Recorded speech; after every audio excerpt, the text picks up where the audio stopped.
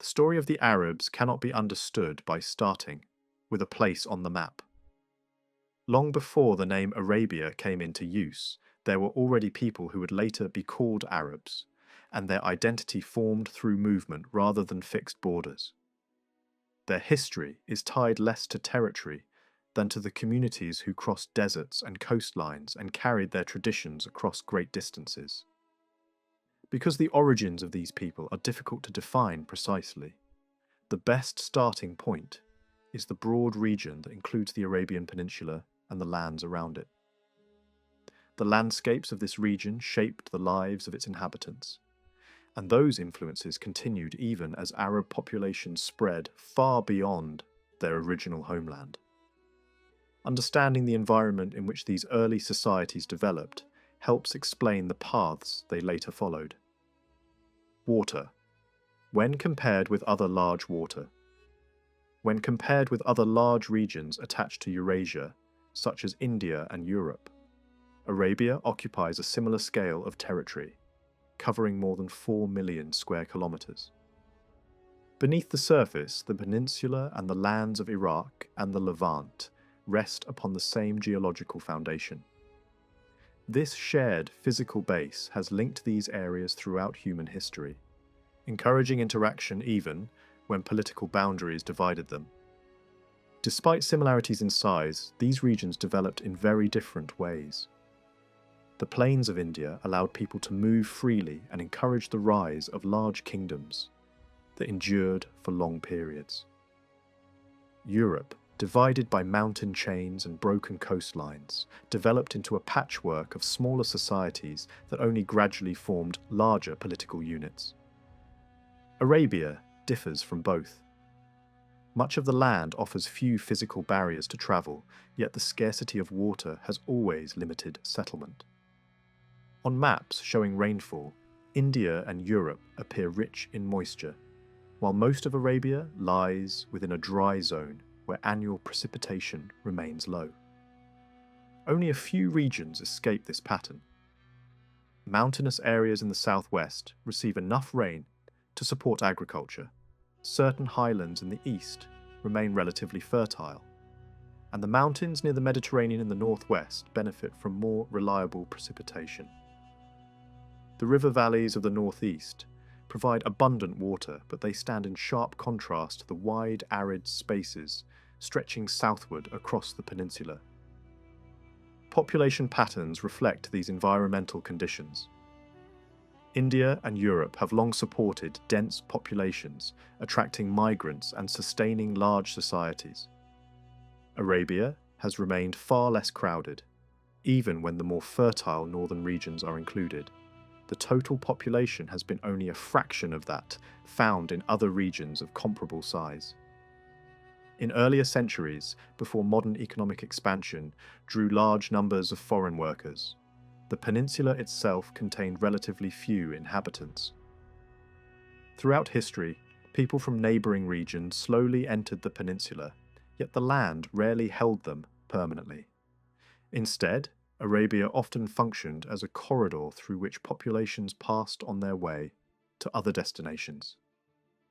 Geography made such movement possible. The peninsula is separated from surrounding lands by narrow crossings that act as both boundaries and bridges. To the southwest lies a strait connecting Arabia with Africa. To the east, another strait links the peninsula to lands beyond the Persian Gulf. In the north, a stretch of land connects Arabia with the eastern Mediterranean.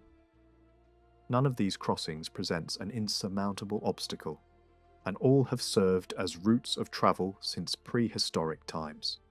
Early human populations used these routes during the long migration out of Africa. Some groups moved northward through the land bridge linking Africa and Western Asia before continuing eastward. Others crossed the southern waters when sea levels were lower than today, and then travelled along the southern edge of the peninsula. These migrations connected Arabia to wider patterns of human expansion that reshaped the ancient world.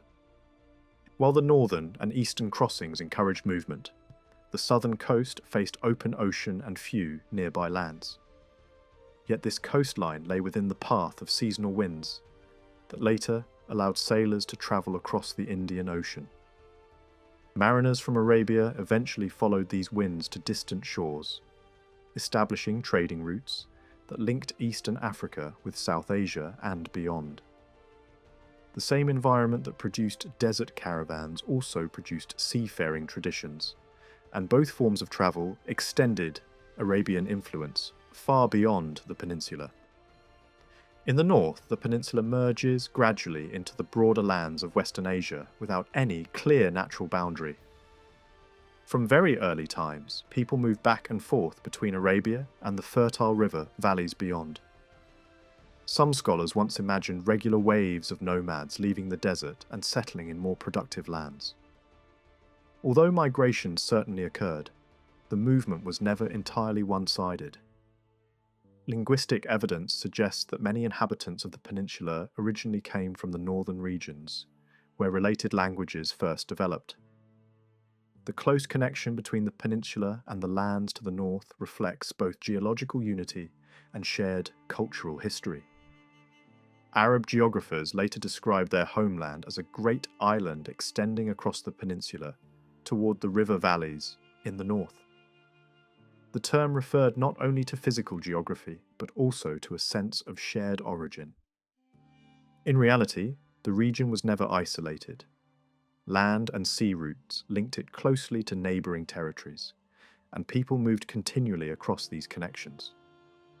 Arabia became a meeting place where populations arrived, departed, and returned again over many centuries. The environment itself displays more variety than the desert landscape might suggest at first glance. Ancient writers divided Arabia into three broad regions. The northwestern area was known for its rocky terrain and caravan routes. The southern land supported ancient kingdoms that prospered through trade in valuable resins and aromatics. Between these areas stretched vast zones of steppe and desert, where settlement remained sparse. These divisions reflected both political organisation and environmental differences, yet they also reveal how outsiders understood the region. Modern research shows that the peninsula has not always been as dry as it is today. Thousands of years ago, conditions were wetter, and animals and human communities lived in areas that later became barren. Traces of ancient hunting camps and tools can still be found in places now covered by dunes. These earlier landscapes existed during a period when climatic patterns brought greater rainfall across the region. The shift toward aridity came relatively quickly, transforming the environment and forcing human societies to adapt to new conditions.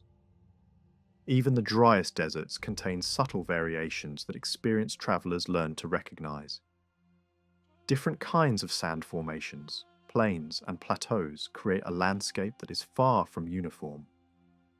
Those who lived in these regions developed a detailed knowledge of terrain and seasonal change, giving names to features that outsiders might barely notice.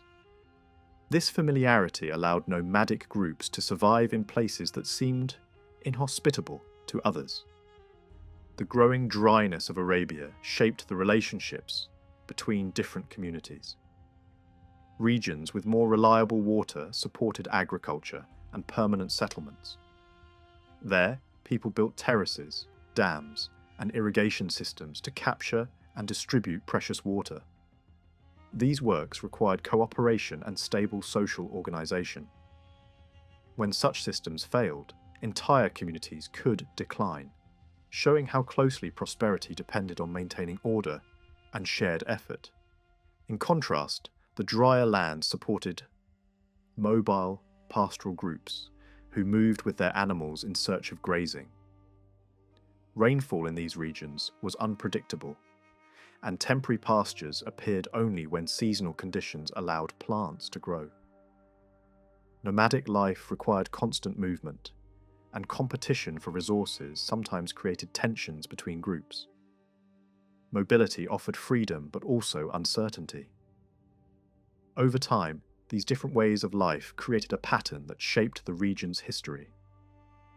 Settled communities depended on farming and construction, while mobile groups relied on herding and seasonal migration. One way of life emphasized stability and continuity, the other, flexibility and movement. Neither existed in isolation, and interaction between them became a defining feature of Arabian society. Communities tied to particular places developed identities connected to territory and shared religious traditions. Tribal groups defined themselves through ancestry and kinship, even when those claims changed over generations. Alliances could shift, and groups sometimes adopted new origins or joined different tribal networks. What mattered most was the sense of connection created by shared identity, rather than strict historical accuracy. These overlapping forms of organization developed gradually over many centuries.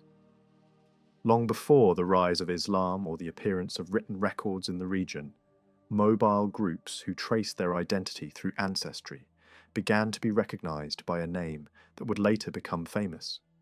These early pastoral societies formed the earliest communities known as Arabs, and their movements across deserts and frontiers laid the foundations for the later expansion of Arab culture and language.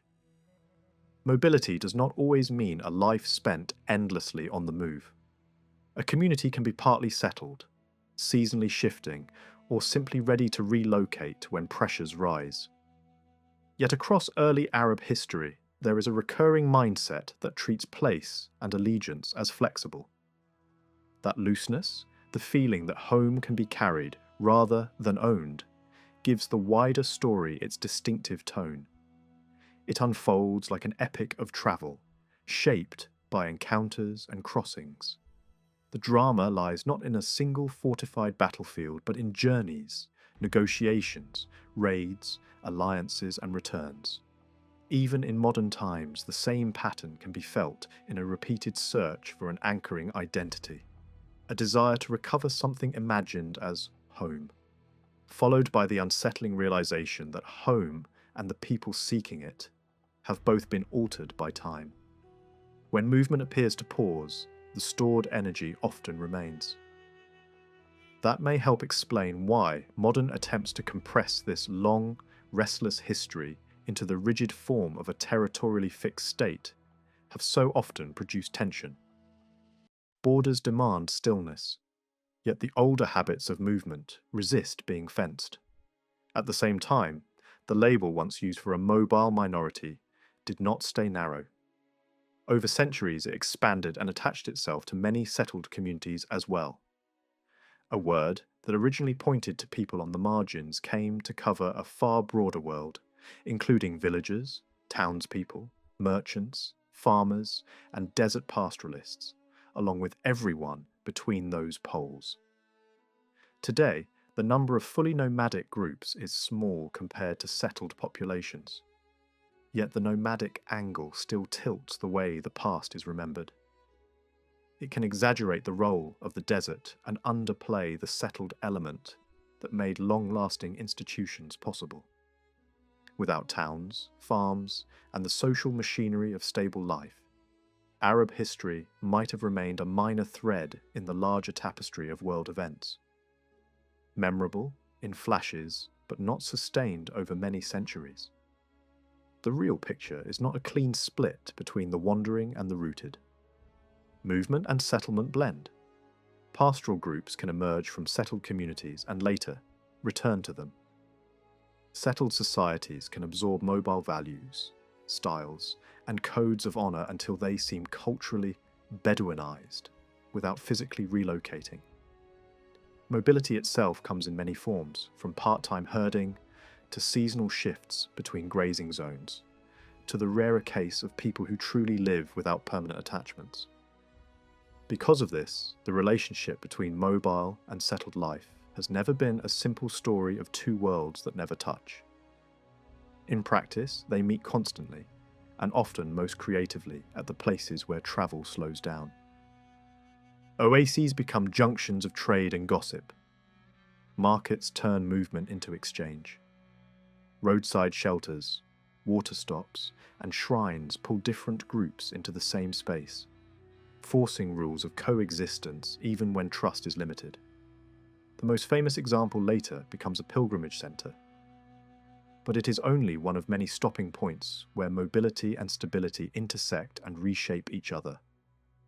Even the language of commerce carries traces of this intersection, as if the act of driving animals toward a destination and the act of selling them were originally part of the same motion. These overlaps do not prevent friction. Settled communities and mobile groups can cooperate, but they can also clash, and both outcomes are built into the relationship. A short sacred phrase about humanity being arranged into larger peoples and smaller tribes captures this ambiguity with unusual precision. The ideal is mutual recognition through contact. At the same time, recognition can also mean separation, learning how to tell one group from another, drawing lines as well as building bridges. The hope of unity lives beside the possibility of division. Later scholars who tried to explain Islamic societies through a strict urban versus tribal model were criticized for forcing complexity into a simple frame. As a global religion and a diverse civilization, Islam cannot be reduced to a single binary. Yet in the specific context of Arabian history, a continuing exchange between settled life and mobile life is hard to ignore. That exchange acts like a long conversation that runs through the centuries, shaping patterns of authority, belief, conflict, and solidarity both within Arabia and far beyond it. The earliest stages remain difficult to see clearly. Stone tools scattered across uplands and deserts show that the peninsula was never empty, even when populations were thinly spread. Over long periods, early communities adapted to shifting climates. In the later prehistoric era, when parts of the interior were less dry than today, hunters ranged across areas that later became inhospitable. Gradually, the outline of everyday life becomes slightly sharper. Cattle herding appears by the 6th millennium, before the Common Era. Later still, crop cultivation begins in regions where highlands descend toward drier plains. The development of irrigation is especially important because it implies organized labor and cooperation over time. Along the coasts, people made use of mangrove-lined shorelines and shellfish-rich waters. These communities drew building materials and food from the sea.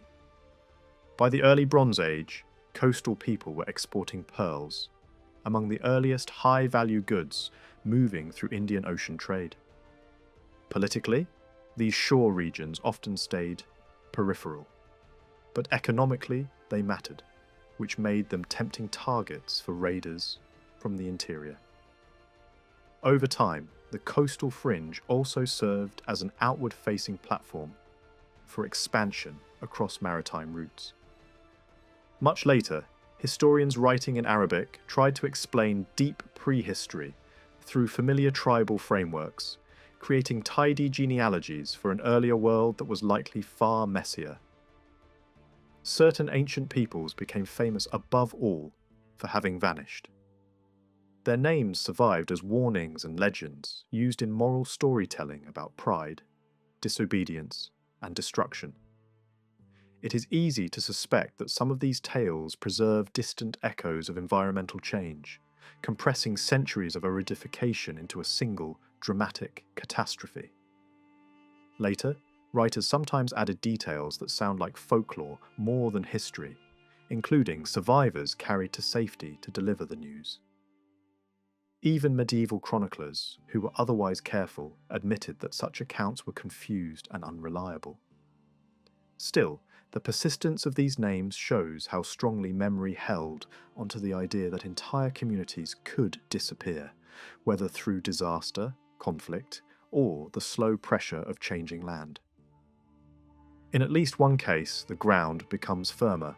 A tribe remembered in later moral narratives also appears in external records as a real group connected to imperial powers in the first centuries of the Common Era. Over time, That blend of fact and legend produced imaginative explanations for archaeological remains, including stories that tried to explain rock-cut tombs and burial customs. These layers of memory also shaped later classifications, dividing early true Arabs from those seen as later adopters of Arab identity. The terminology became a ladder of labels that implied stages of cultural absorption. Whatever the accuracy of the categories, they hint at something plausible.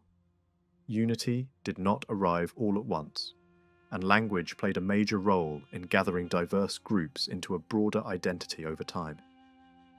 In that sense, early Arab formation may be less about a single origin and more about a long process of acculturation. When the view shifts from later internal memory to the earliest surviving external references, one point stands out sharply. Many settled peoples in neighbouring regions did not originally call themselves Arabs, nor were they called Arabs by others. To the settled societies of the great river valleys and the more fertile zones, Arabs were outsiders, distinct in social habits and geography. Early imperial records described them as people of the open country beyond the reach of administrative control, living far from the routines of officials. One of the earliest datable mentions places them in a coalition war in the 9th century, before the Common Era, with camels identified as their distinctive asset. After that, references multiply in various languages. The picture that emerges is of mobile auxiliary forces and transport specialists, able to cross harsh terrain that slowed larger armies. Their camels provided speed and endurance, and that made them useful allies, irritating enemies, and difficult subjects. Names in these early texts also matter. Many are recognizably Arabic in form and meaning, and they show habits that would persist for centuries. Personal names drawn from animals appear frequently, a practice that could serve as a kind of protective disguise or a warning to foes. Plant-based names, especially those tied to bitter or spiky vegetation, work in a similar way. These choices reflect a world in which reputation, intimidation, and social signalling mattered. Even if fashions changed, the deeper logic behind naming remained connected to survival in competitive landscapes. Imperial campaigns against these mobile groups often focused on one strategic goal: breaking mobility by seizing animals. Capturing thousands of camels was not simply theft. It was a political act designed to cut the legs out from under independence. These episodes also reveal an early version of a familiar pattern. Mobile groups sometimes aligned with one empire against another, and empires responded with punishment or with bargains. External powers also elevated certain Arab leaders, granting them royal titles or installing favoured figures as a way to manage the frontier. Buffer zone politics appears early as well, with Arab groups used to shield settled lands from rival states. In return, empires expected compliance and gratitude, and their inscriptions sometimes portray punishment as a lesson in obedience. The rhetoric is old, but the logic will feel recognizable in later eras. Cooperate or suffer consequences. While these dynamics played out in the north, the south of the peninsula had its own settled kingdoms, shaped by rainfall, agriculture, and trade. For a long time, mobile groups from the northern deserts barely appear in southern records. When they do become visible, they often show up as hired fighters, suggesting that desert peoples were pushing southward over time. Even then, they appear as outsiders, not fully absorbed into local culture. Yet the long-term direction of cultural change would surprise anyone expecting the South simply to dominate the desert. Over centuries, southern communities increasingly adopted Arabic language and identity. Cultural and linguistic conversion proved more thorough than religious conversion in many places, and the pattern would later repeat on a much larger scale. Eventually, southern populations were so fully absorbed that some writers treated the entire peninsula as a single Arab world, united by language and shared dispositions even when politics remained divided. This process also left a complicated legacy. Distinctions between northern and southern origins were remembered by some sophisticated historians, but they faded in popular identity. In modern conflicts, echoes of these older divisions can sometimes be revived for propaganda or political explanation. Such memories can be useful for analysis, but they can also mislead if treated as destiny. What matters is the underlying point. Arab identity did not begin as a neat, unified package. It expanded, merged, and reshaped itself across regions, and it did so unevenly. To move closer to the people themselves, rather than the way outsiders describe them, one of the richest sources comes from an unexpected place: graffiti. Across the stony deserts of the north, tens of thousands of inscriptions were scratched into rock surfaces over many centuries. The scripts used are related to those of settled neighbours and would eventually lead toward Arabic writing. The language is not identical to later classical Arabic, but it stands near enough to be recognisable as an early form. These brief markings are among the earliest self-expressions from the communities living along the frontier zone between steppe and settled lands. At first glance, it may seem strange that mobile herders would write at all. Yet writing can begin as play, boredom, and pride. A person watching animals graze for hours has time to carve a name into stone. Carving an animal is satisfying, and camels appear often in the rock art. But carving a name and lineage has a deeper thrill. It declares that someone existed here, belonged to a family, and stood within a web of relations. Many inscriptions list fathers and grandfathers, sometimes reaching back through an astonishing number of generations. Some record simple pleasures, like finding seasonal foods. Others preserve grief with startling immediacy, including notes mourning a dead child. There are also sexual boasts, insults, and crude jokes. The interpreters of these texts still argue over ambiguous verbs because the context can be as minimal as the landscape itself. What is most striking is how much continuity these inscriptions reveal. Routes and seasonal movements traced through the texts can match patterns found among later pastoral groups in the same regions. Even certain sayings about weather and dangerous floodwaters recur across long spans of time, and one theme appears again and again in both words and images: raiding. Herding and raiding pushed people outward, kept them in motion, and made large-scale political unity difficult. It is a harsh economy, but it fits a world where resources are uncertain and honour is both shield and weapon. The animal that made all this possible was the camel. Long before it became a symbol, it was a machine for survival, able to endure conditions that defeated other livestock. It was domesticated first for milk and later adapted for transport. By the early first millennium before the Common Era, camel-based mobility had reached a sophisticated level. Camels could be hired out in large numbers, seized in huge raids, and traded as wealth. They also carried social meaning.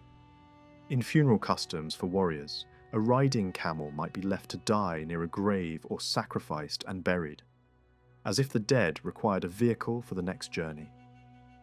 In daily life, camels served as transport, as compensation for injuries that might otherwise trigger feuds, and as part of marriage arrangements. In later centuries, the strategic reach of camel travel would shape military and political decisions across vast territories. This raises a deeper question about beginnings. The people later called Arabs may not have started as a single ethnic unit, defined by blood. Early identity may have been, at least in part, a choice or a necessity. Life on the margins could draw in farmers, traders, and displaced people from settled zones, producing a mixed population that gradually formed shared habits. Even the earliest meanings proposed for the term often point toward mixture, joining, or alliance. Several major group names in Arabia appear to carry similar ideas of gathering and forming pacts. The danger, of course, is that etymology can become a hall of mirrors. Words attract stories, and it is easy to read later meanings backward into the past. Some argue that the term simply meant desert nomads. Others suggest it carried a geographical sense, or referred to marginal groups performing specific frontier roles. All of these theories capture something real, yet none neatly fits every case. When a name sits at the bottom of history's well, certainty is hard to draw up. Even prominent modern thinkers have admitted confusion over the earlier sense. A more productive approach is to step back from the word and look at the pattern. Across many regions of the world, mobile pastoral groups have entered settled zones, raided, traded, guarded borders, and sometimes formed new identities that later hardened into ethnic labels. The crucial step in that transformation is often language.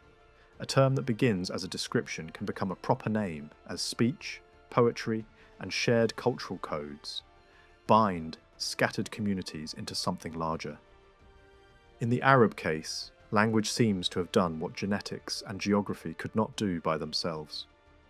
It gradually linked a diverse population into a widening circle of belonging. Across the Arabian Peninsula and the lands of the Fertile Crescent, the earliest written traces already point to one striking fact. Many, very different communities, whether rooted in fields or moving with herds, spoke tongues that belonged to a single broad linguistic family. Modern scholars call that family Semitic. The label itself comes from an old genealogical idea that tried to link peoples through a shared ancestor. But the language evidence stands even when the family legends are set aside. Related sounds, shared word patterns, and similar grammar connect the speech of communities spread across a huge arc of territory. Over the last 2 centuries, linguists have tried to reconstruct how these languages might have evolved. By comparing later forms, they propose earlier ancestor versions and trace them back toward a hypothetical original. The method can be technical, full of probabilities and careful guesses, yet it matters here for a simple reason. In regions where mobile groups left few buildings, few graves, and limited material remains, language becomes a kind of archaeological site in itself. It is not a ruin one can excavate with a trowel, but a layered deposit of habits, meanings, and structures that can survive long after camps and caravan tracks have vanished. Arabic is especially important in this picture because it preserves features that appear extremely old within the Semitic family. Some researchers argue that parts of Arabic retain traits that split off early from the common stock, possibly thousands of years before the first clear historical records. The details are debated and dates remain approximate, but the implication is suggestive. The deep roots of Arabic reach far back into prehistory, into the era when communities were still forming across the Levant and neighbouring zones. Some scholars widen the lens further and place Semitic inside an even larger linguistic family that spans parts of Africa and Western Asia. Whether that larger grouping is accepted in every detail or not, the overall message remains the same. The ancient world around Arabia was not a collection of sealed boxes. It was a connected space where speech travelled, shifted, and borrowed. The continuity can be startling when examples are placed side by side. A verb pattern recorded in a modern Arabic-speaking community can resemble, in its inner logic, a form found in very early written Semitic languages. The geography is vast and the time gap enormous, yet the structural resemblance still shows. This does not mean that nothing changed. It means that some elements of the system proved durable enough to cross long distances and survive long centuries. At the same time, the linguistic record is full of mixing.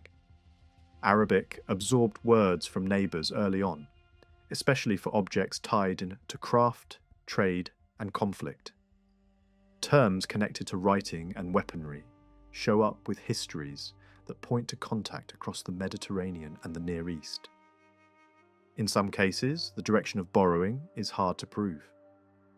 Words can travel back and forth, changing their shape with each journey, until it becomes difficult to say who first owned them. There may even have been an older shared pool of vocabulary and sounds, a kind of underlying layer formed through very ancient contact, before later language families became clearly distinct. The point is not to turn every word into a mystery, but to recognize that early language history is rarely a clean family tree. It is often a thicket of branches that brush against each other, exchanging seeds. When focusing on Arabic itself, it is better to imagine not a single trunk, but a bundle of related dialects. Early North Arabian speech existed in multiple local forms, some now known mainly through desert inscriptions scratched into stone. These varieties were likely close enough to be mutually understandable. Alongside them, farther south, other Semitic languages flourished among settled kingdoms. Those southern tongues belonged to a different branch, and speakers from the northern dialect bundle would not have understood them easily. Over time, many of the southern languages faded as Arabic spread. Yet a few survived in isolated corners, spoken to this day in parts of Yemen and Oman. To an Arabic speaker, listening to these surviving southern languages can feel like hearing a distant cousin. Familiar rhythms appear now and then, but the overall meaning stays stubbornly out of reach. Even within the northern dialect bundle, it is difficult to draw sharp borders. One feature often used to separate Arabic from its close relatives is the definite article, the small word attached to nouns that signals the. Some early varieties used one form, later Arabic is famous for another, and modern dialects still show several different options. A single grammatical marker, however, is a fragile foundation for strict classification. Languages are not toolkits with one defining handle. They are systems with many moving parts, and communities can switch features depending on region, audience, or tradition. A leader, regarded as the model Arabic speaker, could still adopt a different local article when speaking with people for whom it was normal. That kind of flexibility warns against imagining ancient Arabic as a single uniform code. Early inscriptions make the picture even more complex. Some texts, once assigned to neighbouring cultures, are now seen as Arabic, heavily influenced by local scripts and conventions.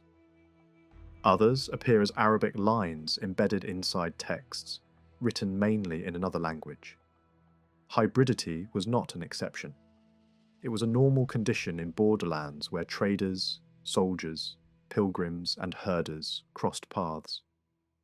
Rather than a single Arabic, there were many Arabics, and the boundaries between them could be blurry.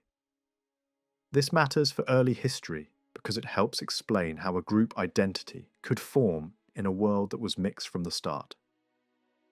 The older story that imagines repeated outward waves from the peninsula captures only part of what happened.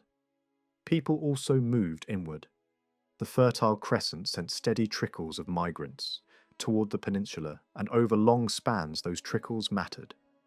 If the deepest traits of Arabic truly diverged early, that may hint at how far back these movements began. The linguistic evidence suggests ancient mixing, ancient contact, and a long process rather than a single moment of origin. Traditional stories sometimes echo this idea in symbolic form. Tales circulate about a confusion of languages and the scattering of early speakers across the peninsula, each group carrying its speech and its pride into a different region. Such stories read like dreams, more than records.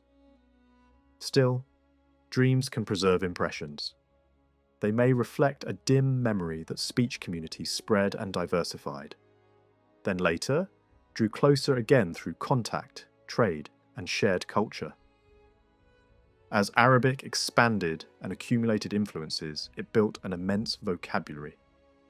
Later, scholars loved to marvel at the number of synonyms for familiar things, especially items central to daily life in arid landscapes. The language developed fine-grained words for animals, tools, bodily states, and subtle variations in terrain. It also developed clusters of terms for details most outsiders would never think to name.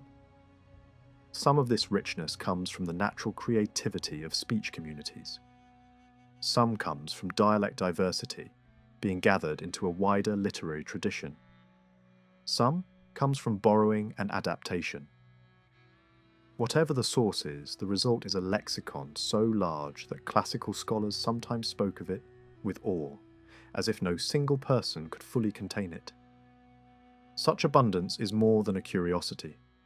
It raises a hard question about the earliest period. In a world of many dialects and many local identities, did the early groups later called Arabs feel any real unity? Outsiders sometimes supplied unity by naming them as a single category. Early political groupings also hint at broader organization beyond the tribe. A multi-tribal confederation could form around a sanctuary or a shared center of worship. Yet outsider labels and political arrangements do not automatically prove a shared inner identity. They can be mirrors held up by neighbors who prefer neat categories. Still, common lifestyle may have pushed different groups toward recognition of one another. Camel herding, seasonal movement, and long-distance carrying work meant that paths crossed again and again. Contacts repeated. Rivalries repeated too. The very mobility that fragmented politics also created a web of interactions. In such a setting, language could do two jobs at once. It could connect closely related speech communities, and it could distinguish them from outsiders, long before a later standardized High Arabic emerged as a dominant symbol of cultural unity. Related dialects may already have given mobile groups a sense of kinship by sound, even if politics remained divided. The stone inscriptions from the desert, however, tell a story of plurality rather than nationhood. They preserve individual voices and family lines, not a single collective voice. They show people thinking in terms of lineage, camp routes, grief, desire, and everyday survival.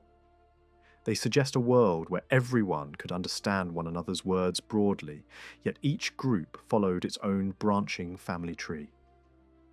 Differences likely existed in pronunciation, favourite phrases, and tribal shibboleths, even when the overall dialect bundle stayed mutually intelligible. The shared word, in the political sense, had not yet been fully gathered. As time moved toward the early centuries of the Common Era, wider horizons opened. Technical changes such as improvements in camel riding gear made longer travel easier. Outside powers became more visible. References to great empires appear in graffiti, indicating awareness of distant rulers and expanding networks. Mobile people began showing up in inscriptions far from their usual range. Markings appear in places that suggest travel beyond the desert frontier into the broader Mediterranean world. The old pastoral circuits were still there, but the routes were stretching. A short tale set in a southern royal city captures the cultural distance between north and south in a vivid way. A visitor from the northern tribal world arrives at a palace where language and manners differ. A single word is spoken by the king, and the visitor misunderstands it with fatal results, because the same sound carries a different meaning in the local tongue. Whether the event happened exactly as told is less important than what the story implies. In the south, urban elites could look down on the northern pastoralists as rough outsiders. and the gap between them could be expressed through language itself. The joke depends on difference. The punchline depends on social hierarchy. Later periods preserved the same contempt in sharper, more brutal satire. Southern elites, heirs to kingdoms and palaces, could mock northern tribes as poor herders, eating what civilized people would never touch. Such insults were not merely personal. They were statements about competing ideas of status, settled wealth, architecture, and lineage of kings on one side, tribal pride, mobility, and survival skills on the other. Politics in later centuries would intensify these divisions, but the roots ran deep. At this stage, it becomes essential to see that the people later called Arabs were not the only inhabitants of Arabia who shaped the future. Settled societies in the south developed sophisticated states, wrote long inscriptions, engineered water systems, and built temples and cities. They spoke their own Semitic languages and often viewed the desert tribes as marginal. Yet history would not keep these worlds separate. Over the early centuries of the Common Era, the tribal world developed a prestigious, poetic, and prophetic register of speech, a high style that became a strong marker of identity. At the same time, the lifestyle associated with mobile tribal life gained cultural weight. These two elements, elevated language and mobile tradition, became powerful symbols that others began to adopt. What followed is one of the great surprises in the region's story. Communities that had once defined themselves as non-Arab, speaking different languages and living settled lives, began to adopt Arab cultural markers. Over time, they adopted Arabic speech more fully, and eventually many adopted the name Arab itself. Identity, like clothing, can spread far from where it began. What once looked rustic and undesirable could become fashionable, then dominant. Even elites from older kingdoms could embrace the new style, sometimes in dramatic gestures that later storytellers framed as moral lessons about humility. Under the moral gloss, the deeper process is clear. Cultural prestige was shifting, and the symbolic, national dress of Arabness was becoming widely wearable. Long before that transformation reached its climax, the southern kingdoms had their own long history. Their origins are still debated. Linguistic evidence points to connections with the northern Fertile Crescent, suggesting migration from the Levant or nearby zones after the early Bronze Age. Their writing system also shows ties to older alphabet traditions that had once existed farther north. Yet archaeology complicates any simple migration tale. Irrigation works and organised agriculture existed in the south very early, indicating deep local development and long periods of adaptation. The emerging southern civilizations likely formed through interaction between incoming groups and indigenous populations, blending influences rather than replacing one world with another. In the south, rainfall was never abundant enough to remove the need for engineering, yet it was sufficient in certain highland zones to make agriculture thrive when water was captured and directed. Inscriptions repeatedly celebrate rain, harvests, and the careful maintenance of terraces, channels, and dikes. The language of gratitude toward divine powers often circles back to the same essentials: crops, irrigated fields, rain-fed land, and the prosperity of villages. The written record, stretched across centuries, keeps returning to water as the foundation of life and political order. The most famous achievement of this southern world was a great dam system that diverted seasonal floodwaters to irrigate wide areas. It did not rely on storing water like a modern reservoir. It relied on controlling pulses of runoff and distributing them through sluices and channels. The scale was enormous, and the system remained functional for a very long time, making it one of the most successful engineering efforts of the ancient world. Visible traces of the irrigated lands endure in the landscape even now, layered deposits that hint at how intensively the area was cultivated over long periods. The dam's success depended on cooperation, coordination, and stability. It was a monument not only of stone and earth, but of social organization. Yet even such achievements can decay when cooperation fails. Repairs become harder, factions grow, resources tighten, and the system weakens. In time, the dam's later history became a symbol as well as a fact. Its decline turned into a narrative about the collapse of order and the dispersal of people, a story retold in moral and poetic forms. In that retelling, practical engineering failure becomes the spark for a roaming epic, a pattern of departure and resettlement that echoes the wider rhythm of Arab history. Between the two ends of Arabia stood the vast interior, and across it moved the camel-borne carriers, who linked one fertile zone to another. Trade in aromatics and luxury goods created routes that turned the peninsula from a barrier into a bridge. Southern kingdoms acted as middlemen for goods arriving by sea from the wider Indian Ocean, and they also exported their own prized products. Agriculture fed their cities, but trade connected them to the world. The desert tribes, with their animals and mobility, became essential in moving goods across hard terrain. That role gave them leverage, drew them into the politics of neighbours, and pulled the whole region into a broader system of exchange. Near Marib, water was not the only force that gathered and directed life. Alongside the great irrigation system, another structure performed a similar work in human terms.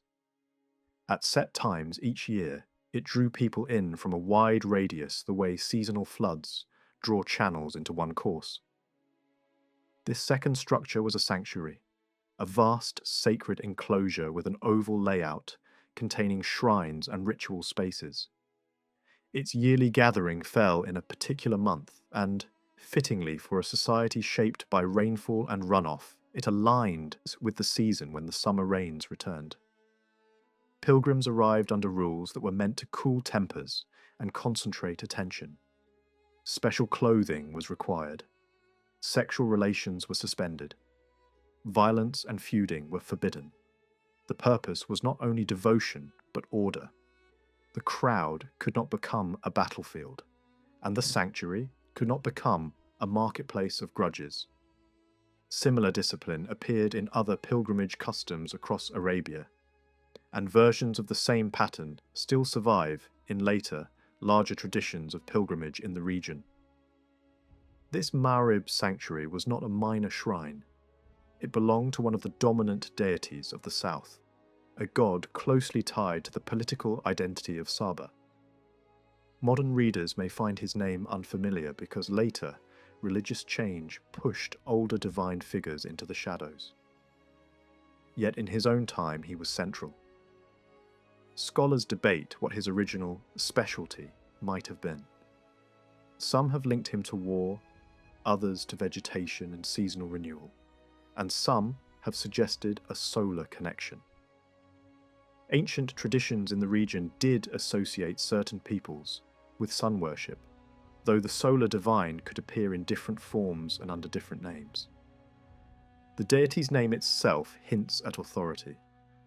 It combines a common Semitic term for a high god with an element that suggests commanding or ordering. In practical terms, that fits what the sanctuary represented: a religious focus that reinforced unity and hierarchy. In Sabaean life, the main god was not simply one god among many. He served as a symbolic centre around which a confederation could hold together. Saba was not a single compact tribe. It was a larger people made up of smaller communities, and the shared cult worked like a glue that kinship alone could not provide. To belong fully was to participate. New groups drawn into the confederation had duties that were both political and religious, and a key duty was to take part in the pilgrimage to Marib. The ritual journey acted like adoption into a wider household. The community became, in the language of the time, the children of the god, not by blood but by allegiance and practice. Evidence from the highlands west of Marib shows this mechanism in action. A community newly integrated into the larger Sabian orbit is told, through its own patron deity, that it must attend the Marib pilgrimage and obey its rules. The chain of command is revealing. Local gods and local identities were expected to respect the higher centre. The instructions are detailed and practical. Certain kinds of hunting were forbidden. Sexual activity was banned. Conflict was forbidden. Large numbers of animals were to be sacrificed on specific days. Even the treatment of a camel intended for sacrifice was regulated. It was to be brought gently, not driven harshly. Rules like these sound familiar because they express a wider Arabian logic of pilgrimage: temporary restraints, public order, symbolic equality, and ritual offerings, though the older setting remained openly polytheistic, with multiple deities receiving dedications side by side. That difference matters. The Marib sanctuary functioned within a pantheon, not a strict monotheism. Lesser divine figures stood in a constellation around the main god, some with celestial associations. Yet the resemblance in pilgrimage discipline across different Arabian contexts is still instructive.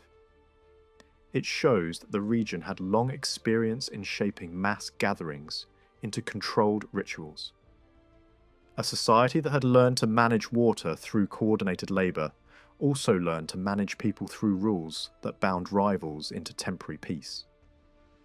This longer view also exposes how misleading it is to treat Arab history as if it begins suddenly with Islam, or as if everything before it is merely a dim preface. Long before Islam, the Southern Peninsula sustained complex states, sanctuaries, civic life, and political concepts that later periods would inherit in altered forms. Some medieval writers understood this continuity clearly. They did not see current events as a new world with no past. They saw them as another phase of older struggles, older alliances, older rivalries, and older cultural habits. When the past is widened beyond a single religious turning point, certain modern phrases begin to look strange. The idea that politics and religion can be cleanly separated in the region's core lands, for example, starts to feel like a modern expectation projected backward. In southern Arabia, political unity was framed as sacred order. Belonging to the community was linked to belonging to the deity's household. That older model did not vanish, it changed clothes. Another inheritance from the southern kingdoms lies in how they defined community. In much of the peninsula, tribal identity could be grounded in ancestry and genealogy, whether real or constructed. In the south, the dominant form of collective identity was typically anchored in place. A people was tied to a territory that required management, to towns and irrigation works, and to sanctuaries located at fixed points on the map. Membership was not imagined primarily as descent from a roaming forefather. It was imagined as participation in a civic and sacred landscape. The south was also unusually urbanized for Arabia. Inscriptions mention a large number of towns, some small, some larger, but together forming a dense web of settlement compared with the broader peninsula. This distinction would matter later. A religion that intends to spread widely cannot be limited to bloodlines without narrowing its reach. A purely genealogical model can easily divide the world into insiders and outsiders by descent. The southern model offered a different possibility: membership by commitment, by covenant, by participation in a shared order. Later, Islamic universalism did not emerge from nowhere. It developed in an environment where a place-based, sanctuary-based idea of belonging had already existed, and where political community could be defined through allegiance rather than ancestry alone. The South also developed a political vocabulary of unity that deserves attention. In early Sabaean practice, a leading ruler could act not only as king of his own group, but also as the head of a wider confederation. In that second role, he functioned as a unifier, binding multiple communities under a single framework of agreements, alliances, and recognized patronage. Inscriptions describe the work of building such unions in terms that sound like constitutional language. Communities were brought together through treaties and sanctioned bonds, framed in the names of the gods who stood over them. One key term in that older South Arabian world reappears later in a more famous setting as a word that can mean both a rope and a binding covenant. The continuity is not a claim of direct borrowing from ancient inscriptions into later scripture. It is something more basic. The same region reused related words for related ideas, and the same social need, holding a community together, produced similar metaphors. The difference that later monotheism introduced was scale and exclusivity. Earlier unions could be sacred without being exclusive. A confederation might be built under a chief deity while still acknowledging other gods. Later, the ideal became sharper, one community under one god. In that sense, an older political pattern was not simply replaced, it was intensified and universalized. From the viewpoint of the ancient Mediterranean world, however, the inner political and theological life of southern Arabia was mostly invisible. What outsiders noticed was trade, especially the precious aromatics that travelled northward in large quantities. Writers tried to calculate the cost of moving incense by camel across enormous distances, and their numbers reveal a practical truth even when the arithmetic is uncertain. Long transport routes created heavy expenses, and those expenses created high value. Long before such calculations were written down, legends had already imagined southern royalty travelling north with perfumes and wealth to meet powerful rulers. Archaeology cannot confirm every famous journey, but it does show that South Arabian products reached the northern Levant early, which makes the broader trade pattern hard to dismiss. Merchants from the south did not merely send goods outward. Some travelled widely and left traces in far-off ports and temple towns, dedicating offerings and conducting business across the sea lanes and caravan roads. Later, commercial guides describe heavy traffic at Red Sea ports, evidence of an Arabian economy that was not isolated but deeply threaded into wider systems. In earlier centuries, it was incense, myrrh, and luxury goods. In modern centuries, it is oil and gas. The commodities differ, but the strategic position, linking regions and drawing outside attention, remains familiar. Other peoples occupied the northern and northwestern gateways, where trade routes narrowed into corridors. The Nabateans controlled key passages and built an extraordinary capital carved into rock. Their art and architecture show how frontier societies can absorb styles from larger empires without losing local identity. Their culture was not a simple copy. It was a selection and recombination, taking what was useful or prestigious from neighbouring worlds and turning it into something distinctive. Farther east, another caravan city rose with similar cosmopolitan energy, balancing local traditions with imperial forms and titles. In such places, people could speak Arabic or Near Arabic forms, while refusing the social label associated with desert pastoral life. They were urban, mercantile, outward-facing, and comfortable, borrowing cultural clothing from whomever seemed powerful. This world was not a clean clash between civilizations. It was more like a clinch. Close contact, constant exchange, imitation, rivalry, and entanglement. Influence moved in both directions. The metropolis absorbed provincial styles, even as provincial elites adopted imperial titles. Yet the embrace could turn lethal. Empires do not merely trade, they annex. over time, Rome absorbed these border kingdoms, taking control of their routes and reducing their independence. In much later times, the monuments of these places faced destruction from new forces that treated ancient ruins as enemies. The pattern repeats in different costumes: conquest, appropriation, and at times the urge to erase what came before. Across this connected world, camel nomads were not sealed off in a timeless desert bubble. Their own graffiti begins to show awareness of imperial powers, conflicts, and even famous foreign names. Information travelled with merchants and soldiers. Mobile groups carried not only goods, but news. Outsiders also looked inward. A Roman expedition once attempted to strike deep toward the wealthy south, drawn by exaggerated stories of riches.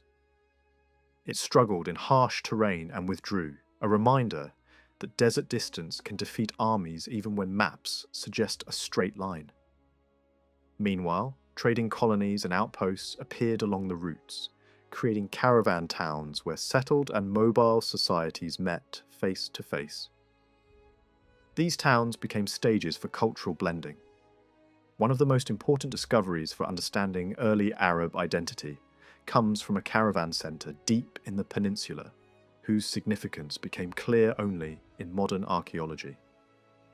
The evidence shows mobile Arabs adopting southern customs and even southern religious language. A man with a clearly northern-style name could be commemorated in a southern script, while invoking a southern deity, and the carved imagery on his grave marker could place camels and weapons below, and a seated banquet scene above. The lower scene speaks of herding and raiding, movement and risk.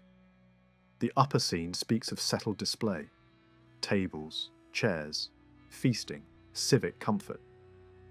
The stone records an overlap of worlds, desert mobility, meeting urban habits, without claiming that one world fully replaced the other. This intersection also helps explain the rise of a new kind of record: poetry. A death might be marked in formal inscriptions, but grief and fame travelled faster in spoken verse. Tribal groups associated with caravan routes produced some of the earliest named poets remembered in later tradition. Early prayers and songs likely carried rhythm and repetition, long before the surviving classic odes were fixed in writing. External observers mention Arabs celebrating victories in popular songs centuries before Islam. Over time, poetry expanded until it could hold nearly everything: boast, elegy, satire, love, longing, and the memory of raids and journeys. It became a communal archive, a portable record suited to a mobile society. The form of this poetry mattered. It used a heightened register with complex inflections, strict patterns, and a strong musical drive. Such a language is difficult, and it is not the sort of thing that appears overnight, fully perfected.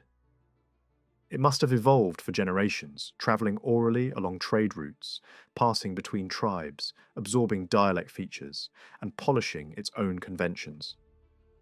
Many of its themes already appear in the earlier desert graffiti: desire, loss, hunger, pride, violence, and the pull of departure. The poems later preserved from the 6th century show a world obsessed with movement: mounts, night travel, leaving, returning, fleeing, seeking. The result was not an epic of grand armies, but an art shaped by roads and camps. For Arabic-speaking societies, poetry was not a minor elite hobby. It functioned more like mass media. It entertained, instructed, preserved reputations, and spread standards of speech. In a landscape where tribes were diverse and often politically fragmented, poetry helped create shared taste and shared language ideals. Mobility itself accelerated this process. Carriers and herders from different regions had to communicate. Dialects met and levelled. From that levelling emerged not only a common speech zone, but also an elevated form. an aspirational language that leaders and orators wanted to master. Over time, this high register became a cultural badge, not a state identity in the modern sense, and not the place-based people identity of the southern kingdoms, but a broader cultural belonging that could stretch across tribal lines. In the first centuries of the Common Era, a second shift was quietly reshaping the peninsula. As tribal dialects began to smooth out their sharpest edges, the speech of the steppe started slipping into places where it had not been dominant before. Mobile groups were no longer only hired hands for local rulers. They increasingly acted as decisive intermediaries, tipping internal rivalries, backing one faction against another, and turning disputes among settled elites into outcomes that depended on desert alliances. Inscriptions from the south begin to acknowledge this new reality by naming two parts inside the same society: the mobile Arabs on one side and the settled town dwellers on the other. A federation in the highlands could speak of its own Arabs and its own townspeople in a single breath, as if both were now recognized components of one political body. Not long after, rulers of the largest southern state expanded their own titles to include authority not only over their core peoples, but also over the Arabs of uplands and lowlands. What had once been treated as an outside element was now counted in the official grammar of power. The palace world that had looked down on the tent world was beginning to depend on it. By the final generations before Islam, those nomadic groups would become central players in southern politics. Yet their language appears to have advanced even faster than their formal status. Long before the old southern languages vanished from stone, everyday speech was already changing. Many elites continued to carve official texts in the prestigious written idiom of the south, as if it were the formal language of monuments and public memory, rather than the language of the street and the camp. It is likely that in many places it had become a ceremonial script more than a living tongue. Spoken life, meanwhile, was absorbing more and more Arabic, mixing it into daily exchange until the balance tipped. By much later times, when scholars looked back for remnants of older southern speech, what survived in isolated pockets sounded less like a separate language and more like Arabic with a faint southern aftertaste. Another pressure accelerated the change. The old script was not equally available to everyone. If writing remained restricted to certain circles, the language attached to that script would struggle to reproduce itself broadly. It is one thing for a society to speak a language. It is another for it to read and write it widely enough to anchor it across generations. What emerged was a larger transformation than any single dynasty could plan. The mobile tribes were developing a more standardized form of speech, and the settled peninsula was moving toward a shared, spoken horizon. Over time, Arab became not only a label for certain tribes or a lifestyle at the margins, but a broader linguistic belonging. That linguistic bond still has power in the modern world. It can connect people even when politics fractures them, and sectarian loyalties pull them into opposing camps. Language can be a bridge that remains standing after other bridges are burned. Yet even in the same centuries when a common speech was gathering momentum, another set of forces was tearing unity apart with equal persistence. Poetry could charm rivals into admiration.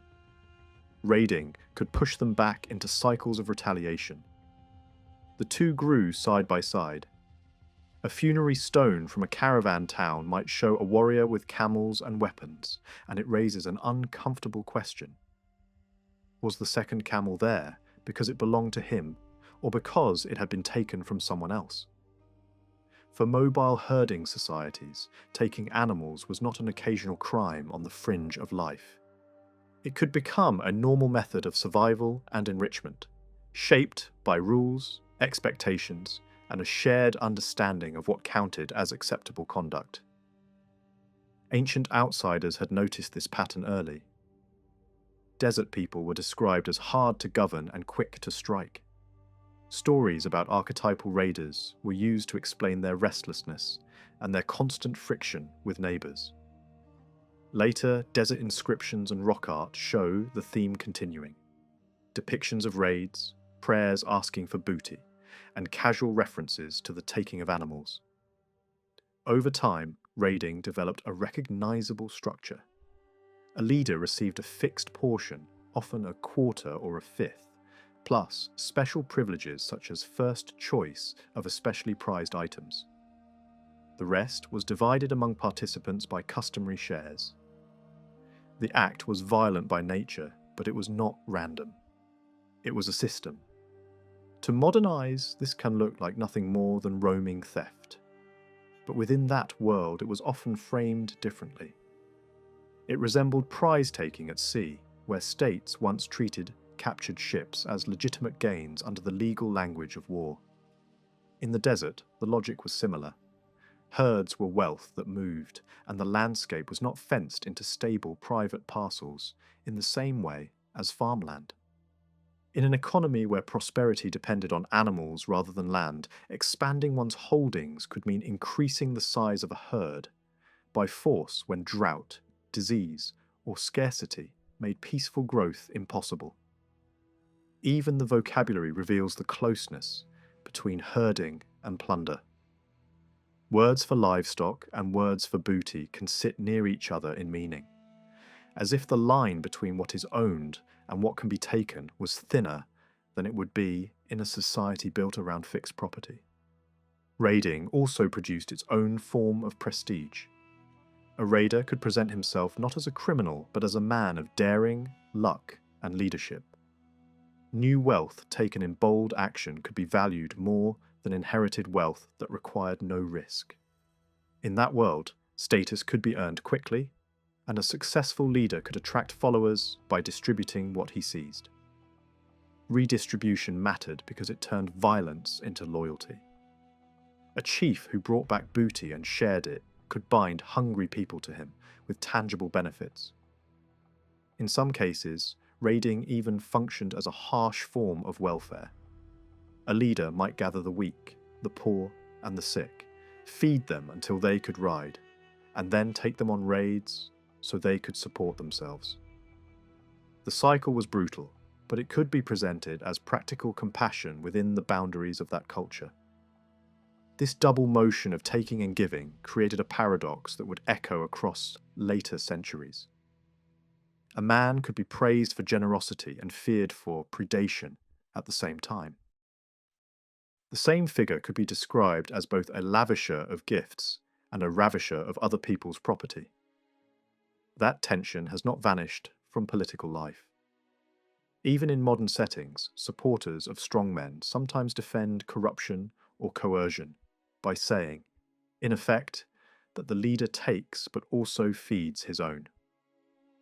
Critics see only theft. Admirers see a provider. The moral argument often turns on who receives the redistributed gains and who pays the price. But a system built on taking and redistributing is hostile to stable institutions. It makes centralized taxation difficult. It discourages the formation of a shared civic order in which rights and duties apply evenly. Leadership changes become disruptive and power transitions can turn bloody. Raiding can create unity fast because success attracts allegiance. Yet that unity is often thin and temporary. It can dissolve as quickly as it forms, especially when rival groups have comparable strength and no authority can impose lasting settlement. What results is a long-running clash inside society itself. Tribal competition versus civic cooperation. Personal followings versus institutions. Segmenting loyalties versus broader solidarity. The same culture that can sing itself into a shared imagination can also fracture itself through constant retaliation. Against this background of raids and counter-raids, another change accelerated the scale of conflict and expanded the reach of mobile warriors. The camel had long been the key to endurance and distance. Then, horses rose to prominence and changed the speed and shock of desert warfare. When exactly riding horses became common across Arabia remains hard to pin down, but the pattern is unmistakable. Horses grew into symbols of status and instruments of decisive violence. They appear in ritual contexts, in poetry, in oath formulas, and in the imagery of heroic life. Tribes could field large numbers of mounted fighters, and the leader could be defined not simply as a chieftain, but as a horseman, a title that tied authority directly to the mounted raid. Yet horses alone had limits in harsh terrain. They required water and fodder, and they were expensive to sustain. The real advantage came from pairing horse and camel into a single tactical system. The camel provided the long-distance platform, carrying water, supplies, and sometimes the horse's own feed. The horse provided the rapid strike at the point of contact. A fighter could travel patiently on camelback and then launch an attack with speed on horseback. That combination produced reach and impact at once. It made desert forces more dangerous to settled armies that relied heavily on infantry and moved slowly with heavy logistics. It also allowed mobile groups to sell their services as mercenaries with capabilities that others could not easily match. New equipment sharpened this advantage further. Improvements in saddle design made long journeys safer and mounted combat more effective. Devices that stabilized the rider helped convert mobility into striking power. Some of these innovations arrived from outside and were adopted quickly because they fit the needs of the peninsula. The result was a mobile warfare culture that could strike deep, withdraw fast, and live off the land more readily than conventional armies. This military edge drew mobile groups into closer contact with the great powers surrounding Arabia. At first, they served as carriers and guides. Then, they served as border guards. Then, they were hired as fighters. In time, they began to shape politics not only inside Arabia, but also along the frontier between empires. Yet the same strength contained a hidden trap. Once the horse-camel system spread widely among tribes, it prevented any one tribe from holding dominance for long. It created a kind of equilibrium of violence. Everyone had the means to raid. No one could easily monopolize force. The result was constant pressure toward fragmentation even as language and culture pushed toward broader unity. While these internal dynamics churned, regional trade patterns were also shifting. Overland commerce that had once supported many camel carriers faced disruptions as key caravan hubs declined and frontier zones became unstable. When trade opportunities shrank, large numbers of camels and skilled carriers could become surplus. The same animals and skills that moved incense and goods could also move raiding parties. A shift from merchant work to mercenary work became easier than it would be in a settled economy, because the tools and the mobility were already there. At the same time, the geopolitical map north of Arabia was tightening. As one empire absorbed key cities, the border between two superpowers became more direct, and their rivalry sharpened. Where two giants stand close, smaller groups often gain leverage by playing one side against the other. That leverage can translate into titles, money, weapons, and political recognition. Mobile leaders who could deliver troops or secure desert corridors suddenly mattered more.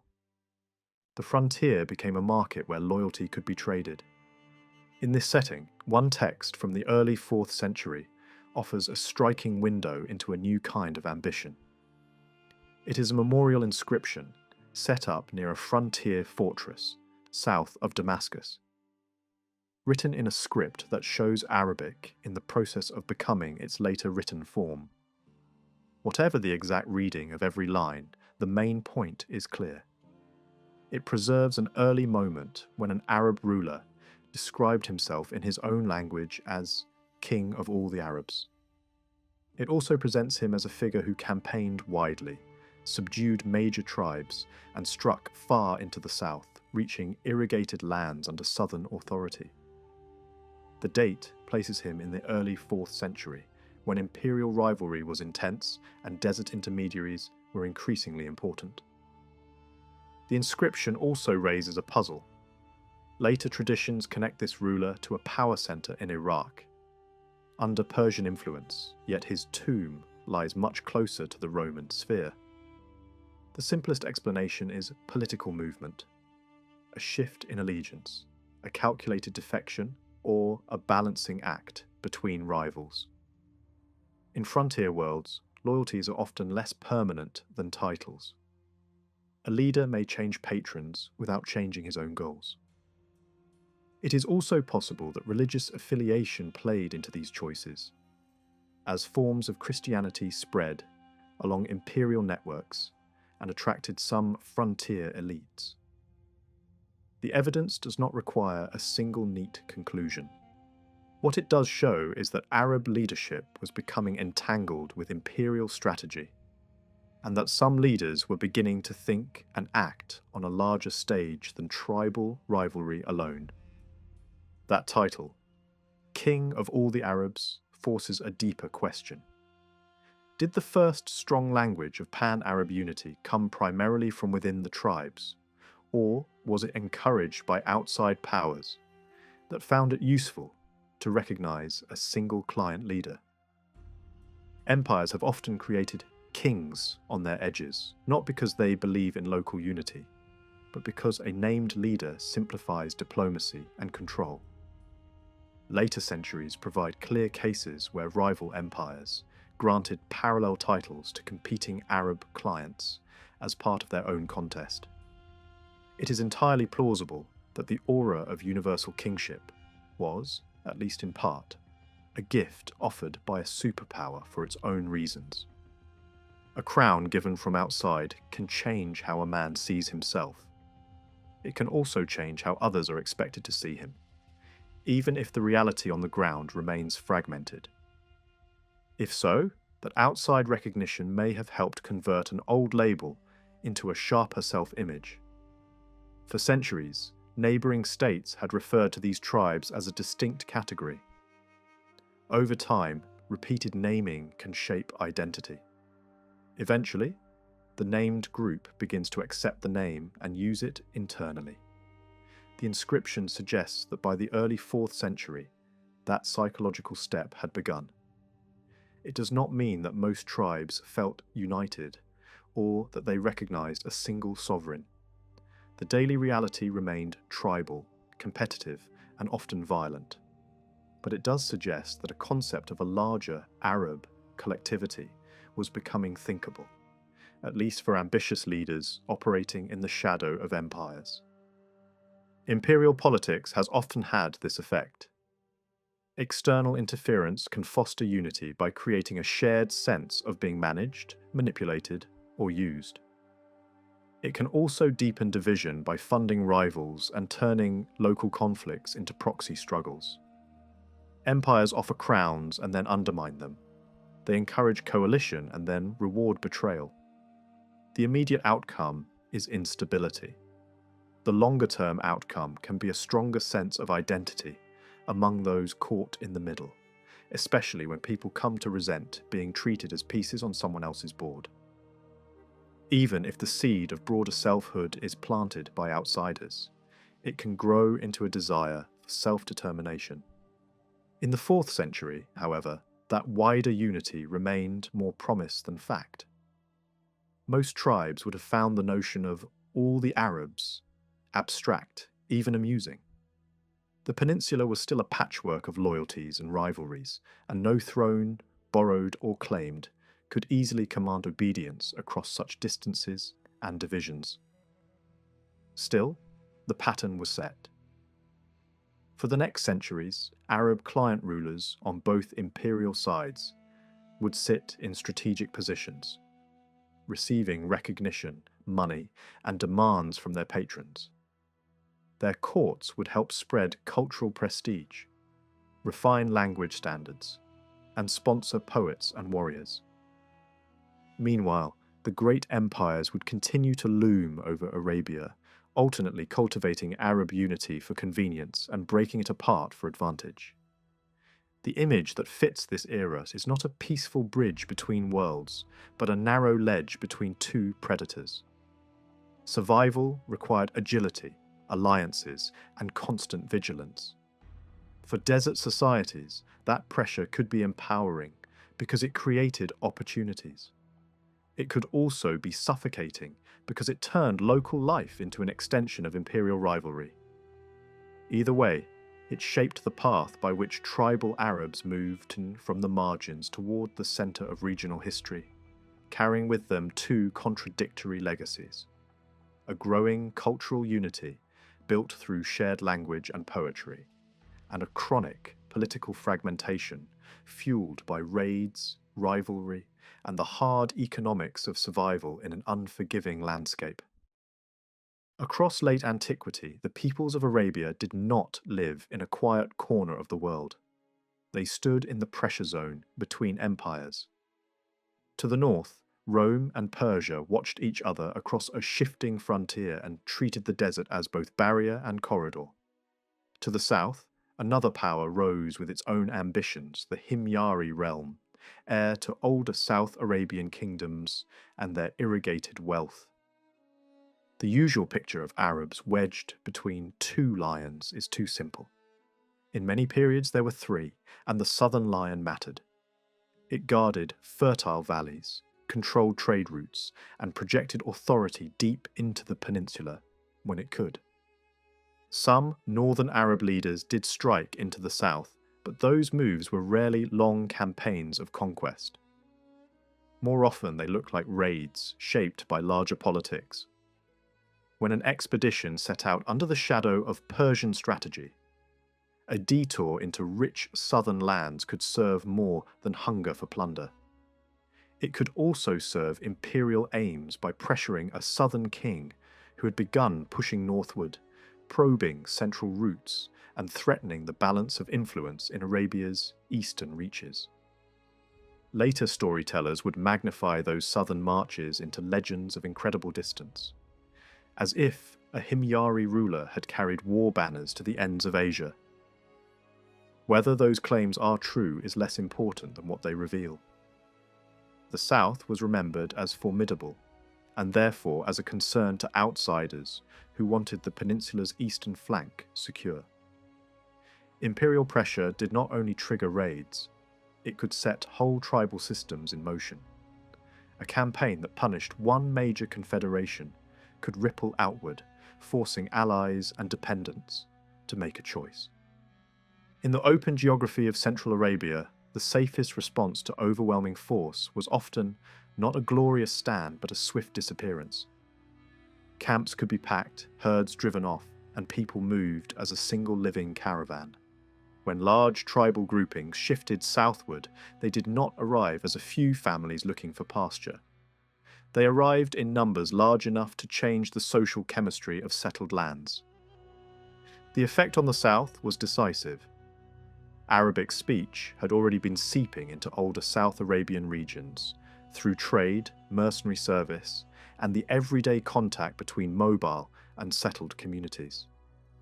But a major influx of nomads and semi-nomads added weight to that trend. What had been gradual became harder to reverse. Newcomers brought their own loyalties, their own methods of arbitration and retaliation, and their own expectations about leadership and wealth. They also brought a language that travelled easily, because it belonged to people who travelled easily.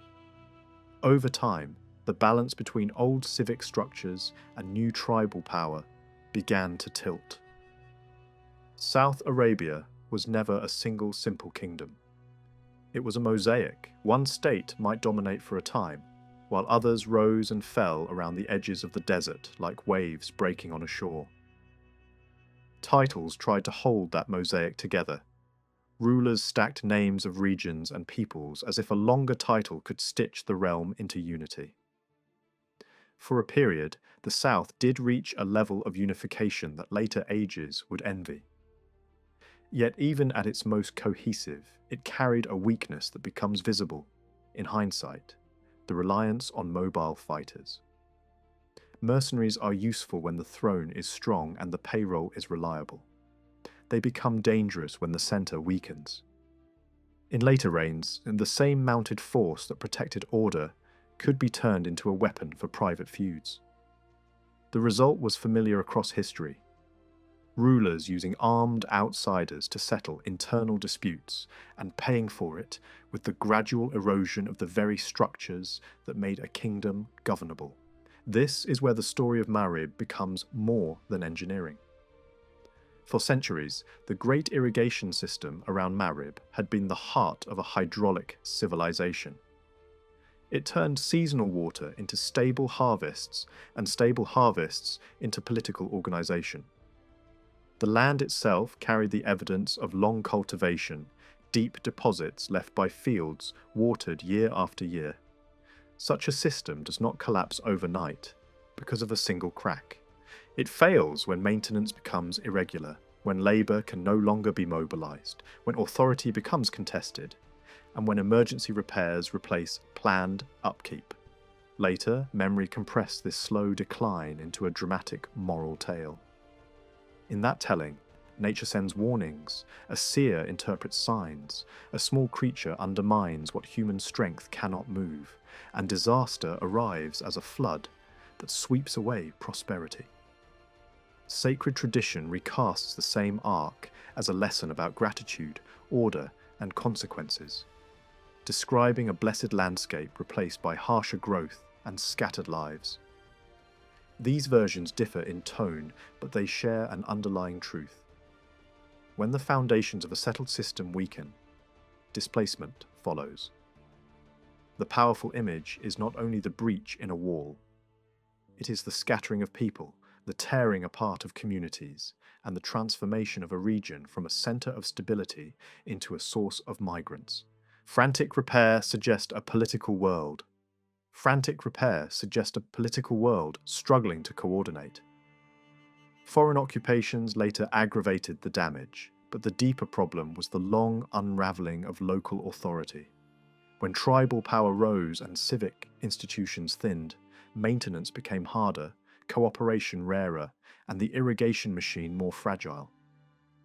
In that sense, the dam became a symbol. It stood for the barrier between settled and mobile life, a barrier that was never watertight and became more porous with each generation.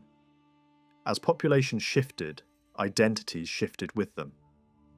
Groups that had once defined themselves primarily by southern civic traditions were increasingly viewed through a wider peninsular lens. They became Southerners in a broader Arab world, and over time they became Arabs in language and culture, even when their older histories were different. That transformation did not require a single dramatic migration.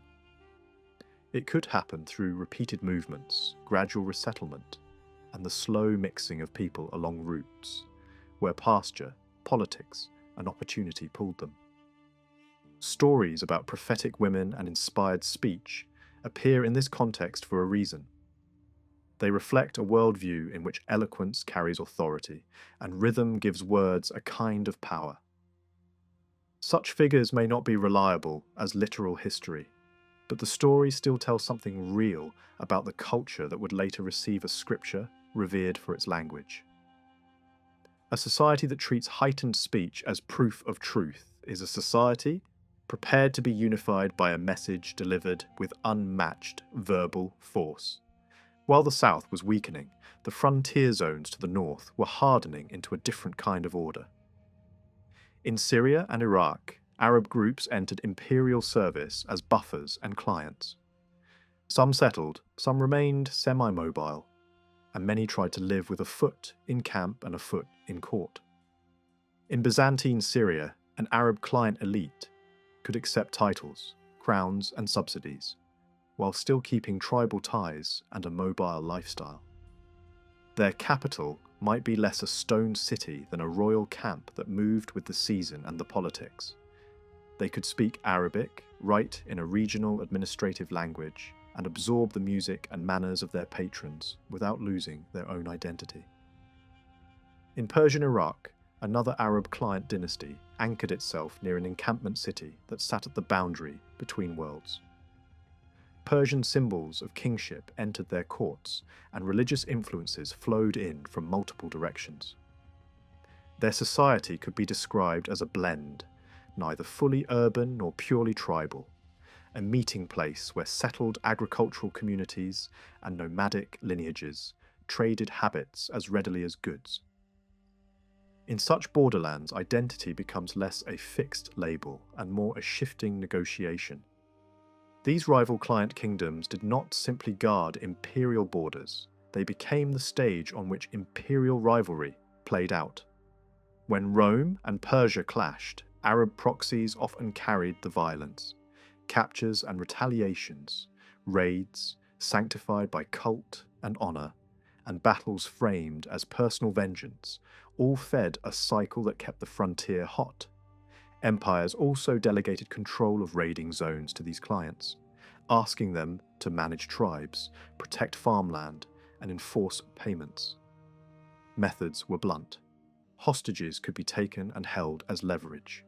Caravans could be sent that combined trade with punishment. Tax collectors might face an ugly end. The frontier ran on coercion, compromise, and constant bargaining. In the middle of this world, Arabic writing began to take its recognizable form. The letter shapes grew out of earlier regional scripts and spread slowly, first as a practical tool in certain towns and courts, then as a cultural force. Early Arabic writing was hard to read.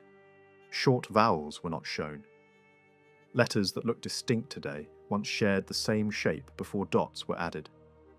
A reader needed context and expectation, not just eyesight. This made writing less like decoding and more like interpreting. Even after dots became standard, most texts still depended on the reader's knowledge to supply the missing sounds. That characteristic would shape reading habits for centuries, sharpening memory and attention, but also leaving room for ambiguity and error. Once Islam arrived, necessity turned the script into an empire-wide technology. Administration, correspondence, law, and scripture drove standardization. What began as a limited practice became one of the world's major writing systems in a remarkably short time. The same script also became an art form, built for the curve of the hand and the flow of ink, beautiful to write and demanding to typeset. Its strengths and complications travelled together. Courts did something else that mattered just as much as writing. They gathered poets. A wealthy patron with power and generosity could draw talent from across the desert. Poets met one another, competed, borrowed phrases, refined standards, and spread a prestige dialect of elevated Arabic. Rival courts intensified the process as each tried to outshine the other by attracting the best voices. The result was a cultural market where portable art mattered most. In a largely non-literate world with few permanent workshops, the finest product was made of words. Poetry could travel anywhere, be memorized by anyone, and be performed in markets, tents, and camps. Rhyme and meter acted like storage, preserving verses across generations before wide writing took hold. Royal praise poetry can sound like flattery, but in that society its force was not only in meaning. It was in sound, cadence, and the public ritual of recognition. A successful panegyric could bring lavish rewards, and the reward itself signaled that language had value.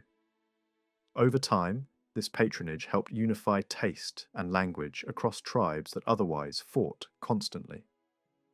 Even when political unity remained impossible, cultural unity could grow. A shared poetic standard created a shared imagination. Later tradition loved to picture this poetic treasure as something almost physical, as if verses could be collected like gems, stored like gold, and recovered as the inheritance of a vanished age. Whether those stories are literally true is less important than what they reveal about memory. Poetry was treated as the richest archive of the pre-Islamic world. the storehouse of honour, lineage, and fame. By late antiquity, then, Arabia was not moving in a single direction. It was pulled between forces that united and forces that scattered. Empires on the borders offered crowns and demanded loyalty. Southern kingdoms struggled to hold together irrigation, cities, and alliances as mobile power grew inside their lands. Tribes moved when pressure came, and their movements changed the regions they entered. Language spread. Writing took shape, and poetry became the loudspeaker of a developing culture. The peninsula was not waiting for history to begin. It was already in motion, building the conditions that would soon allow a new religious and political order to expand with astonishing speed. Before Islam, Arabs were not yet united by a state, but they were already coming together through language. A refined form of Arabic developed among poets and orators, a prestigious speech sometimes called the language of kings. It spread across wide regions and allowed tribes with different origins to communicate in a shared cultural voice. Alongside this literary language, there emerged a broader ethnic unity. The word used for Arabs may originally have referred to a people of mixed backgrounds, drawn from many regions and lineages. As these groups began to share a common language, the language itself strengthened the sense of belonging. Words helped shape identity. A unified language gradually created a unified voice. In the generations before Islam, this shared voice began to define itself against outsiders. Arabs increasingly saw themselves as a distinct people and reinforced that identity by drawing boundaries. Language played a central role in this process. The contrast between Arabs and foreigners became deeply rooted. Foreigners were often described as people who could not speak clearly, a judgment that linked language with intelligence and authority. Similar divisions existed in many ancient societies, where speech separated insiders from outsiders. Among Arabs, pride in eloquence became part of cultural self-confidence. Language was not only a tool of communication, but also a symbol of strength. Some thinkers later argued that mastery of Arabic reflected a deeper intellectual and spiritual quality. True understanding was believed to be connected to the sound and structure of speech, as much as to meaning itself. The idea developed that thinking in Arabic allowed access to insight that others could not easily reach. Grammar and reasoning were often described as parallel systems, one governing speech and the other thought. Even ordinary people sometimes expressed identity through language in simple terms. To speak Arabic fluently was to belong. To speak badly or to rely on foreign speech was seen as a sign of distance from the core of the community. Contacts with powerful neighbours strengthened these feelings. The more Arabs encountered foreign peoples, especially Persians, the more strongly they emphasized their own identity. Differences in clothing, habits, and speech became markers of cultural distance. Foreign influence was sometimes accepted for practical reasons, but it also provoked resistance.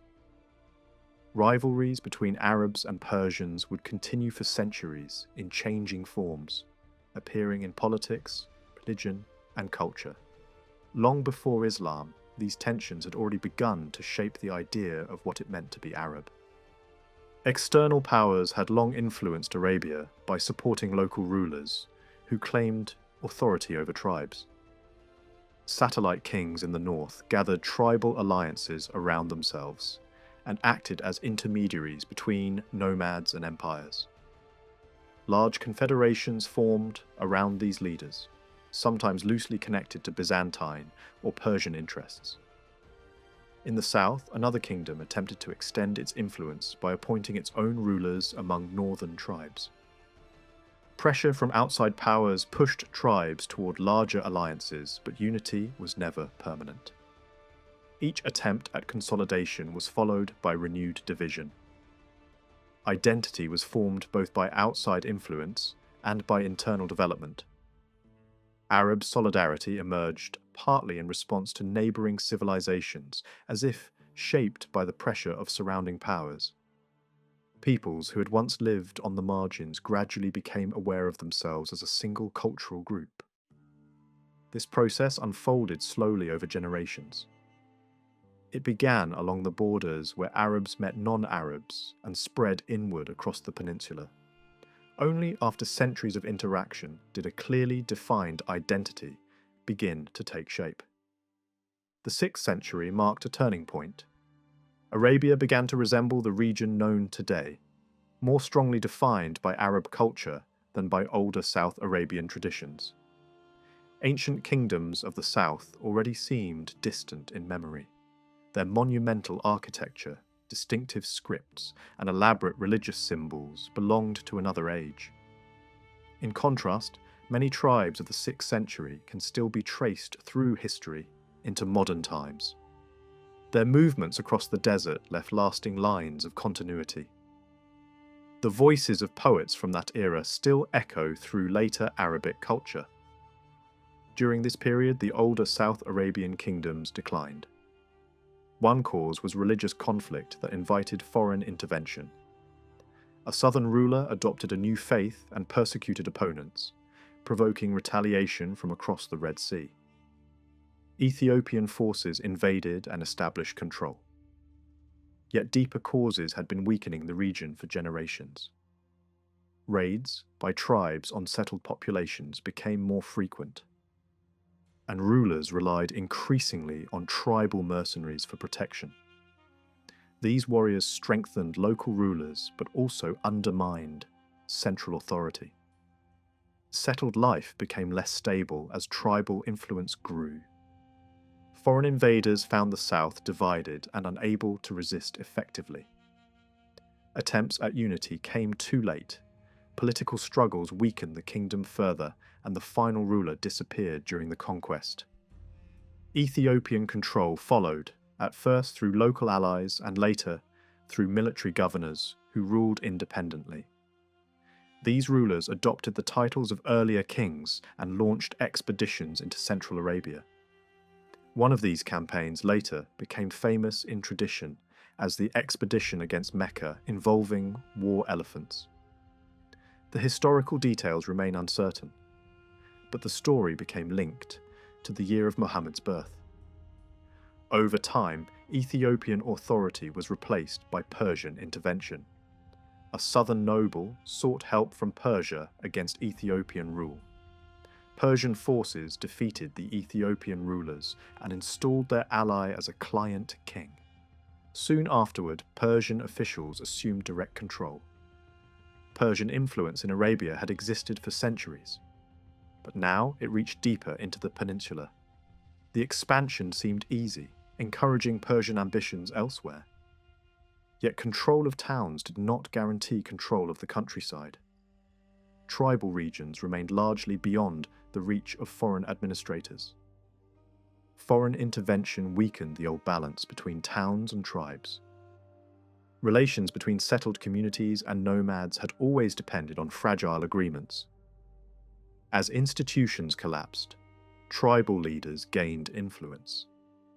Authority increasingly rested on personal leadership, rather than formal structures. Power shifted toward individuals who could persuade followers and command loyalty through speech. Eloquence became one of the main sources of leadership. Words carried extraordinary importance in this environment. Speech served as both defense and weapon. Tribal leaders were expected to unite their people through persuasion and inspiration. Conflicts often began with verbal contests between poets before turning into armed clashes. Victories were celebrated and remembered in verse.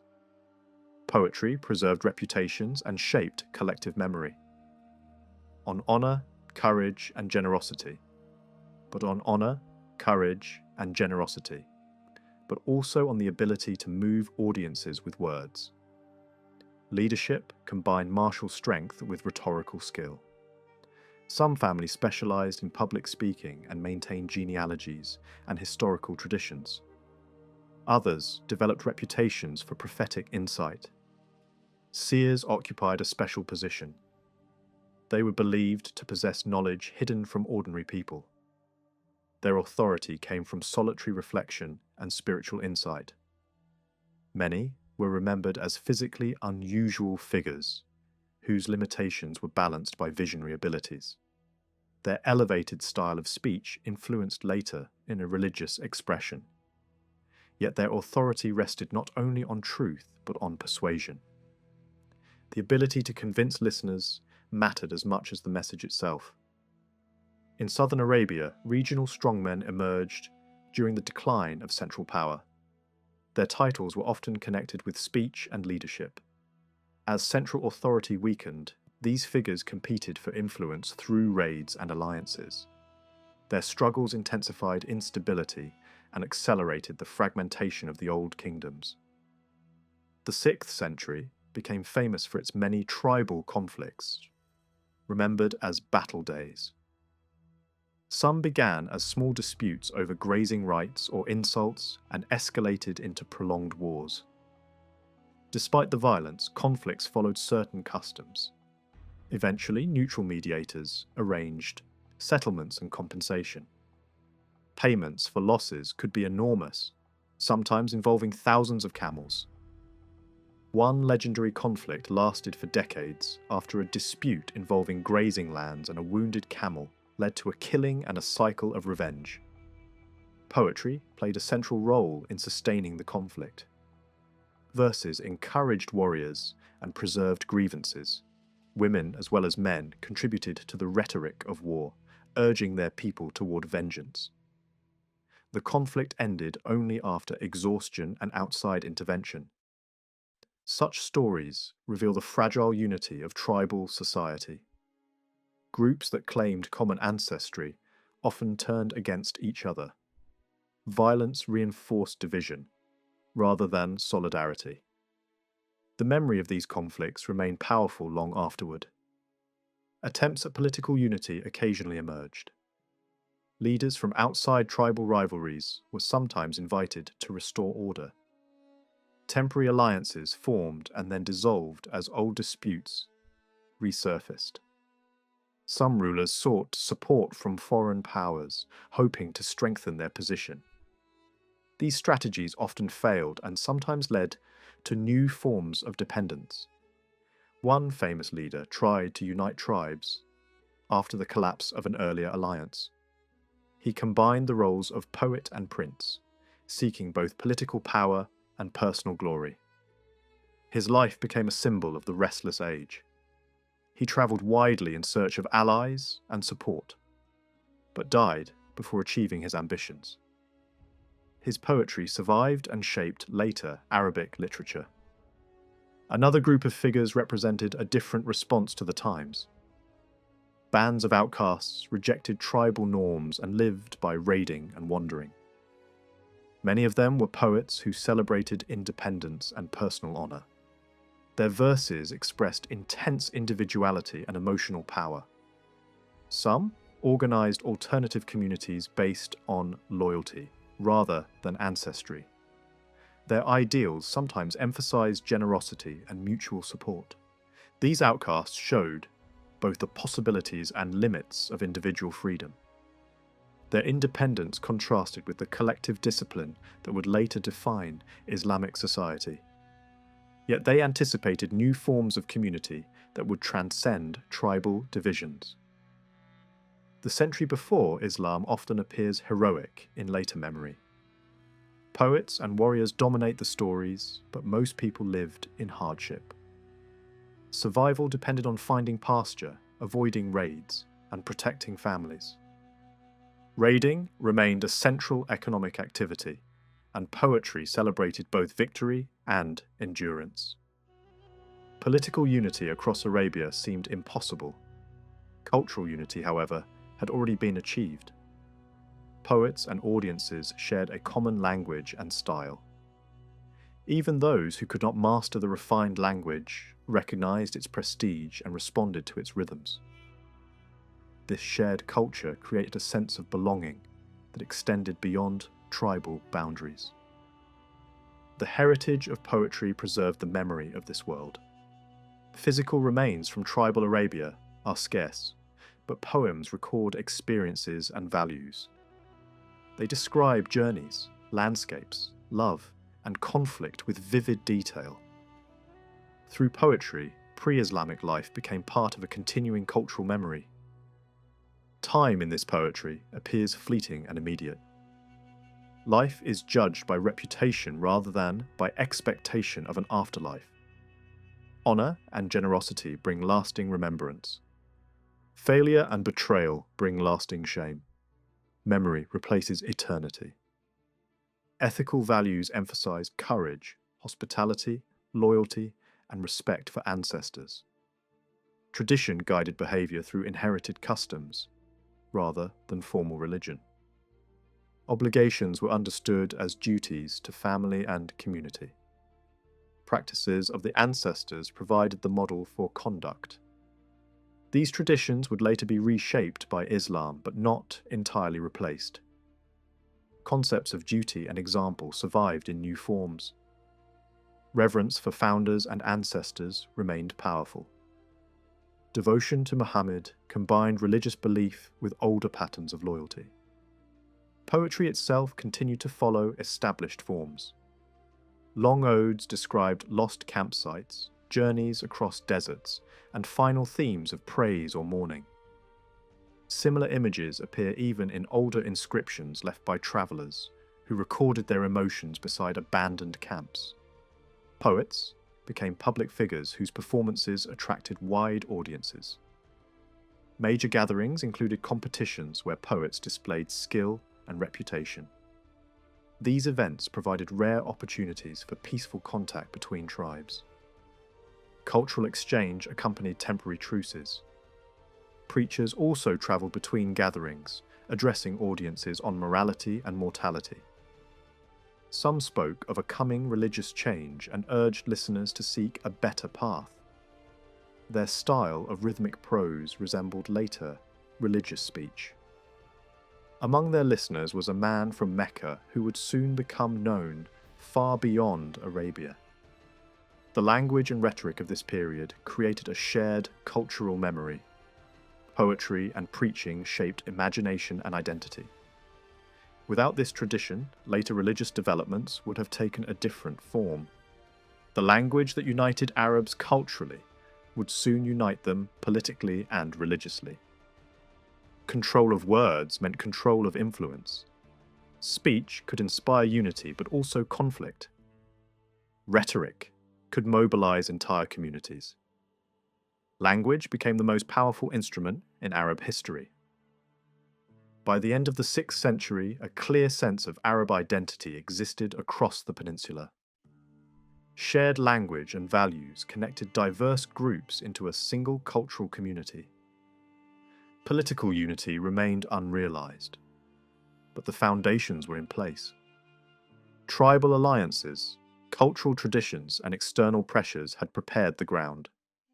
The next stage required a new kind of leadership emerging from within Arabia itself. Soon, a single message would gather language, culture, and belief into one movement. The scattered tribes would follow a common vision. For a brief period, unity would extend across the peninsula and beyond. In the early 7th century, a flash flood struck Mecca, with enough force to damage the sanctuary at its centre. The building that stood there was not a new monument, but part of an older sacred landscape, shaped by generations of repair, expansion, and local memory. When the Quraysh began rebuilding the Kaaba, the work moved steadily until it reached the moment that mattered most, the placement of the black stone. At that point, the reconstruction turned into a dispute. The clans agreed the stone was not a simple building material. Setting it in place was an act of honour, and honour in Mecca was never abstract. It belonged to families, alliances, and reputations that had been negotiated for decades. The argument grew tense because the stone was more than a relic. Whoever placed it could claim symbolic ownership over the shrine's most charged feature. To avoid open conflict, the Quraysh accepted a common rule. the first person to enter through a particular gate would decide the matter. When the man who arrived was Muhammad, known in the city for reliability and careful judgment, the tension shifted. He did not claim the honor for himself. Instead, he changed the shape of the problem.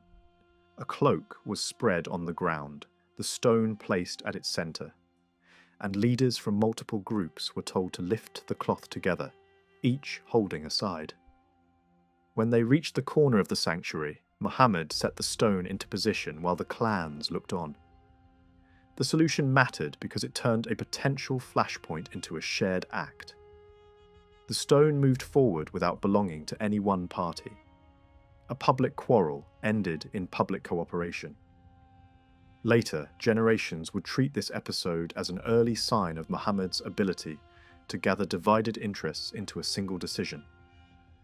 The black stone remains one of the most recognizable objects in the Islamic world, and yet its earliest meaning is difficult to pin down. Pilgrims still press toward it, with intense emotion, often seeking to touch or kiss it. But even within early Islamic tradition, some voices insisted the stone itself had no independent power. A famous statement attributed to a later leader of the community makes the point bluntly. The stone does not do good, and it does not do harm. The reason for honouring it was simpler and stronger than explanation. It was something Muhammad had done, and his practice became a model that others followed. That logic would become a foundation of religious life. In many communities, imitation of the Prophet's conduct carried weight, even when the original reason for an act was unclear. In that sense, the black stone's later role was not only about what the stone meant in itself, but about what it represented in a chain of continuity. A gesture performed in Mecca before the public rise of Islam became a pattern repeated by millions long after. At the same time, the stone had a history that reached back into pre-Islamic Arabia. In the late pre-Islamic period, the Kaaba housed many images and sacred objects associated with different groups. The shrine functioned as a shared religious center for a region that did not have a single unified cult. Different tribes could see their own sacred figures reflected there. The question of whether the high god known as Allah had a physical representation inside the sanctuary is uncertain. If there was no representation, that would be unusual in the religious environment of the time. If there was, later, religious memory would have had strong reasons to conceal it. There are clues, but none of them settle the matter. Some language connected to the act of touching or kissing the stone has parallels in older inscriptions in southern Arabia, where similar words appear in contexts, linked to seeking protection or security from a deity. Across the wider Semitic world, sacred stones had long served as religious markers, not carved as human images, but revered in their natural form. In Arabia too, travellers were reported to choose stones as temporary divine symbols when stopping in the wilderness, treating them with ritual gestures that echoed the movements, later concentrated around the Kaaba. Stones also anchored social life. Oaths could be sworn on sacred objects, and alliances sealed through rituals involving washing or touching. The black stone fits into that broader pattern. Its pre-Islamic significance was real, even if the details are now blurred. Stories later attached to it, including tales of heavenly origin or moral transformation from white to black, reflect the desire to locate it inside a cosmic narrative. They tell more about how later communities understood sacred history than about what can be proven about the stone's earliest identity. Whatever it had once signified, the stone's role in Muhammad's life gave it a new meaning. Years later, when he returned to Mecca from Medina, one of his first recorded acts was to approach the sanctuary again and honor the stone. Then, the idols of the shrine were removed. In that moment, the stone became a bridge. It allowed a place filled with older religious practices to become the center of a strict monotheism, without breaking the sense of continuity that held the community together. The sanctuary changed, but it did not become a different place. The stone remained in its corner as a marker of direction, ritual movement, and inherited memory. To understand why Mecca mattered so much, it helps to look beyond the shrine and toward geography. Permanent settlements in Arabia depended on water, and Mecca's survival relied on a source that later tradition placed at the center of a sacred story. The well of Zamzam is presented as a miraculous gift in narratives about Hagar and Ishmael, and it remains a focus of devotion today. The details of the story vary, but the basic point is consistent. Water makes settlement possible, and a water source can become holy when a community builds identity around it. Behind the sacred tale are historical hints. Mecca had connections to southern Arabia, and Arabian history includes repeated movements of people driven by climate stress, drought, and shifting trade routes. Stories about migration and intermarriage, even when wrapped in miracle language, often preserve traces of real patterns of movement. Over time, Mecca developed into a caravan town and a meeting point between settled life and nomadic life. It stood between worlds, between the fertile regions to the north and the trading zones to the south, between coastal influences and interior routes, between urban markets and tribal mobility. In the classical era, geographers recorded place names in Western Arabia that may point toward Mecca's earlier role as a cultic center. The evidence is not decisive, but it suggests that the city's sacred reputation did not appear overnight. By the centuries before Muhammad, the town was already drawing people for ritual gathering, trade, and seasonal peace. Control of Mecca's sanctuary shifted between groups over time. Traditional accounts describe struggles among tribes for guardianship of the shrine, and these stories often emphasize how spiritual authority and economic benefit were inseparable. Managing pilgrimage meant managing traffic. It meant regulating space, protecting visitors, and earning from the movement of people. Pilgrim routes doubled as commercial highways. When the Quraysh rose to prominence in Mecca, their identity appears shaped by gathering and coalition. Some traditions depict their founding figure as a uniter, someone who pulled groups into a structured community. Even the name Quraysh was explained in multiple ways, as a reference to gathering, to commerce, or, in more vivid imagery, to a small but aggressive sea creature. Whatever the true origin, the point is clear. Quraysh became the family at the heart of Meccan power, and their long relationship with the shrine became one of the most consequential political facts in Arabian history.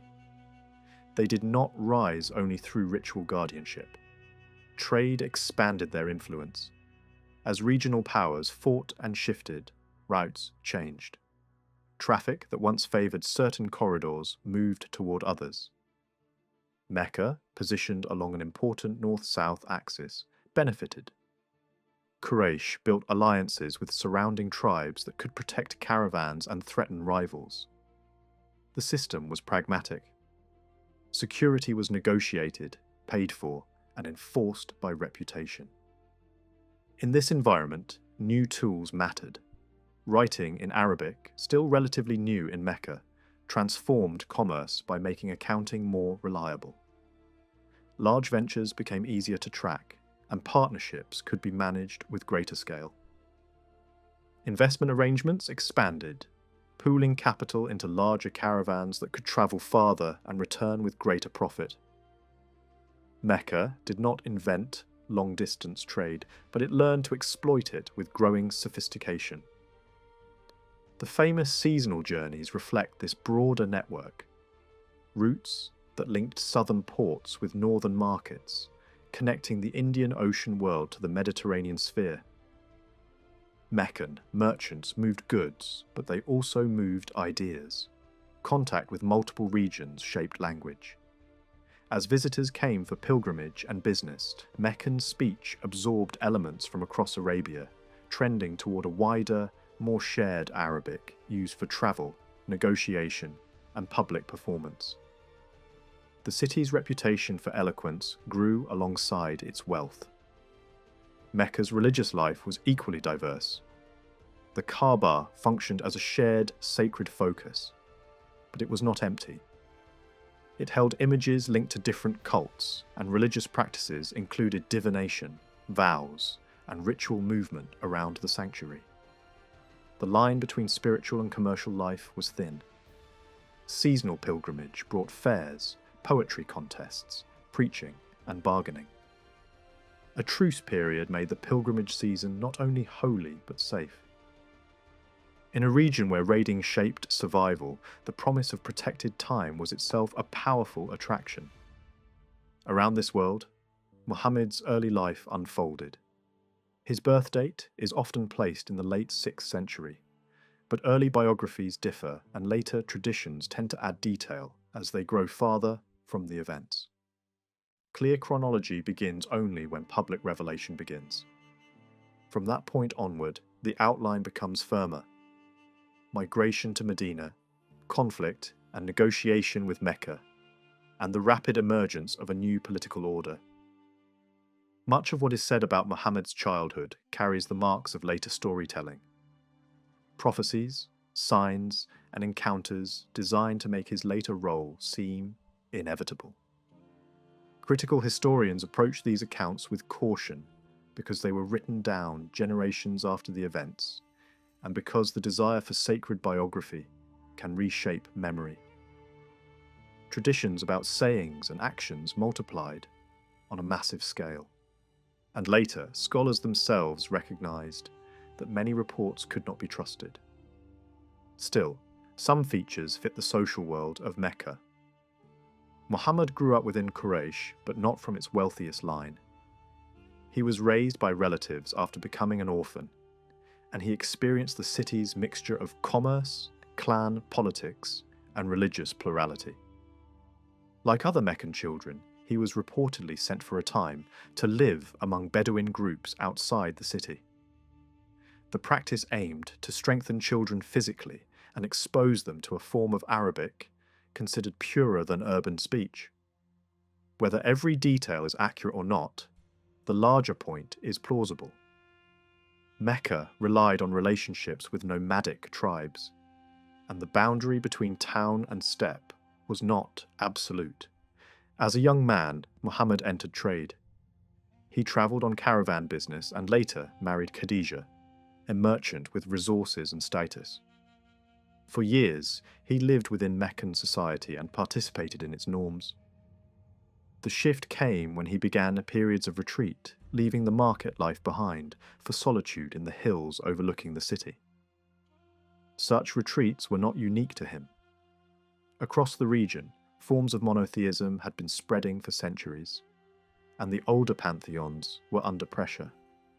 Judaism and Christianity dominated much of the wider Near East, and even within Arabia there were local movements toward a single high god.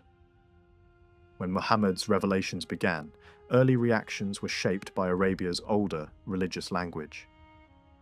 People recognized elements that sounded like the speech of soothsayers and the rhythm of poetic performance. Accusations followed. Seer, poet, inspired by unseen forces. Yet the message carried a different center of gravity.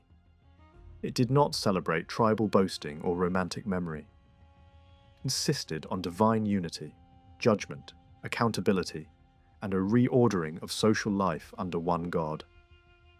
The first command associated with revelation was to recite. The Quran's identity as recitation remained central even after it became a written text. Its power was carried by sound, memorization, and public performance. But writing entered the story early. Verses were noted on whatever materials were available, and as the community grew, dedicated scribes recorded revelations systematically. Over time, the language of the revelations themselves shifted, increasingly speaking not only of recitation, but of a book. The rise of an Arabic scripture did more than preserve religious teaching. It created a cultural center, a community that had once lacked a canonical text, now possessed a unifying reference point in its own language. The Quran became a force that bound people not only through belief, but through shared speech, shared cadence, and a shared written form. This mattered politically.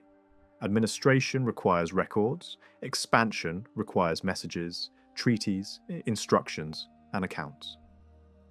As literacy spread among the leading circle around Muhammad, writing became part of statecraft. The same technology that helped merchants manage caravans could also help leaders manage a new community. In that sense, swords and faith were not the only engines of change. The pen, newly adopted and rapidly respected, became a tool of authority. Mecca had once been a city that drew people in for pilgrimage and profit, a crossroads that belonged to larger regional patterns. Within a single lifetime, it became the axis of a new religious world. The black stone remained in its place, touched by countless hands, and the recited word became a book carried across continents. An old sanctuary, a trading town, and a developing script converged into a transformation that would not stay in Arabia. It would roll outward, reshaping language, empire, and memory for centuries to come. During Muhammad's lifetime, revelation did not exist as a single-bound volume. It circulated in fragments, remembered lines, recited passages, and written pieces on whatever materials were available.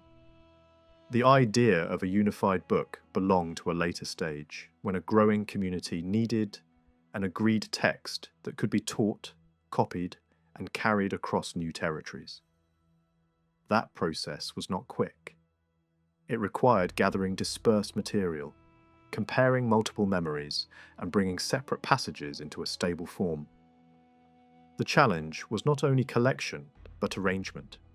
The material was treated as sacred, and that shaped every editorial decision. Later, compilers could join passages, align them, and place them side by side, but removing anything was far more difficult to justify. The result was a text that does not behave like a conventional narrative. It does not unfold as a straight line from beginning to end. Instead, the listener encounters recurring patterns, repeated phrases, returning images, and themes that appear, retreat, and return again in a different key. The structure works less like a single road and more like a landscape viewed from shifting angles, where the same objects are seen again and again, each time in a new relation to the whole. The Quran itself presents language as inexhaustible, as if meaning could never be fully used up.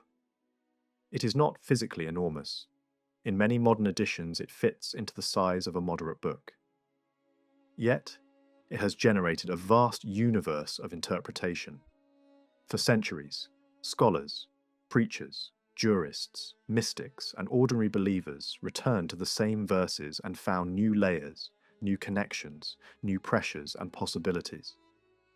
The tradition of commentary grew so large that the written text became the center of an expanding orbit. The book remained the same size, but the discourse around it multiplied without end.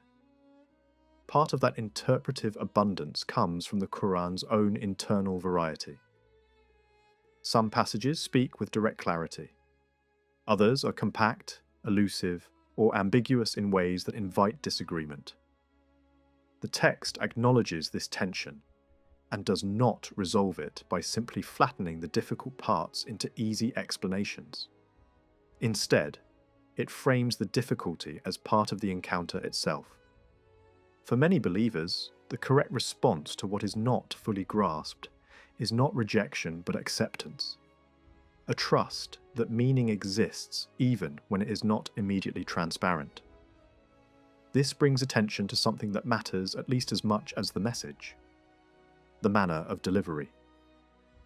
In early Islamic memory, the experience of revelation was described in intensely sensory terms. The sound came with force. Recitation did not arrive as a quiet philosophical argument laid out for debate.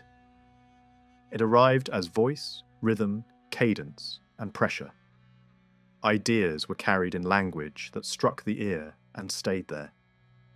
For an audience formed in an oral culture where poetry and elevated speech held social power, this mattered enormously. The effect was not only intellectual, it was emotional, aesthetic, and, for those who believed, unmistakably supernatural. There is an irony in how later doctrine treated that power. When a community insists a text is divine, it becomes harder to speak of the human capacity involved in its delivery. A religious claim can eclipse literary recognition. In that sense, the insistence on transcendence can remove the messenger from the category of authorship entirely, even if the transformation of language associated with his preaching reshaped a civilization. A striking feature of early devotion is that full comprehension was not always treated as a prerequisite for reverence. Some voices in the tradition suggested that closeness to God could be sought through the recited word itself, whether or not the listener grasped every layer of meaning. That attitude may seem strange in modern environments that place explanation above experience. Yet, it fits a world in which spoken language, memorized and performed, was not merely a carrier of ideas but an act of presence. The word was not just about something. The word was something. Over time, the Quran's layered style and interpretive openness would become a source of division as well as unity. The same phrases that gathered hearts could also be read in competing ways. Political conflict, legal disputes, and sectarian boundaries would all find material within the scripture, drawing on it for legitimacy. In later centuries, spiritual messages would often be entangled with the practical needs of rule, administration, taxation, war, diplomacy, and the handling of dissent. Yet in the earliest period, those complications were not the primary story. At the beginning, the most immediate impact was direct, the sound of recitation forming a community. For many listeners, the Quran functioned as a miracle of language. Earlier, religious worlds often spoke of miracles as physical disruptions of nature. Objects transformed, waters divided, disease reversed. Here the disruption appeared in the realm of speech. The extraordinary act was not a spectacle seen from a distance, but a recitation heard, remembered, and repeated. The proof wasn't only in what was claimed, but in what happened. A group of people, from different households and clans, drawn into a single orientation, reshaped in habits, loyalties, and values. The emergence of an Arabic scripture also had consequences beyond belief. It strengthened Arabic as a shared high language and elevated it into a cultural instrument capable of carrying law, theology, administration, and literature across vast distances. A community that might otherwise have remained a local phenomenon gained a unifying medium that could travel. Conquest by arms would later expand territory. The spread of faith would later shape identity. But the consolidation of language provided an underlying continuity that could outlast political borders and dynasties. In this sense, Arabic became more than a vernacular. It became a space a civilization could inhabit. Dialects continue to thrive in everyday life as they still do, but a formal written language served as a shared reference point across regions. People could be separated by geography and local speech, while still meeting in a common register in writing, learning, and ritual recitation. The result was a cultural sphere held together by language as much as by land. At the core of the message stood a simple declaration: there is no God but God. In English, the sentence can sound blunt. In Arabic, it carries rhythm and repetition, an incantatory quality that made it memorable and easy to carry. In Mecca, a city crowded with cult images and tribal devotions, the claim was not a minor correction. It was a direct challenge to the religious economy of the place. Mecca's sanctuary attracted visitors precisely because it could accommodate many loyalties. Pilgrimage brought money, prestige, and security arrangements that benefited powerful families. A message demanding exclusive worship threatened the balance that made the city prosperous. Yet the call to one God did not arise in a vacuum. Across the wider region, monotheism had been advancing for centuries. Jewish communities, Christian kingdoms, and local forms of devotion to a single high deity had been reshaping the religious map of the Near East and parts of Arabia. Even within the Hijaz, there were groups already leaning toward a single god, criticizing idols and experimenting with a devotional style that overlapped in certain themes with the later Islamic message. The vocabulary of submission and the idea of turning toward one god in prayer were not unknown. At the same time, older pagan practices were showing signs of strain.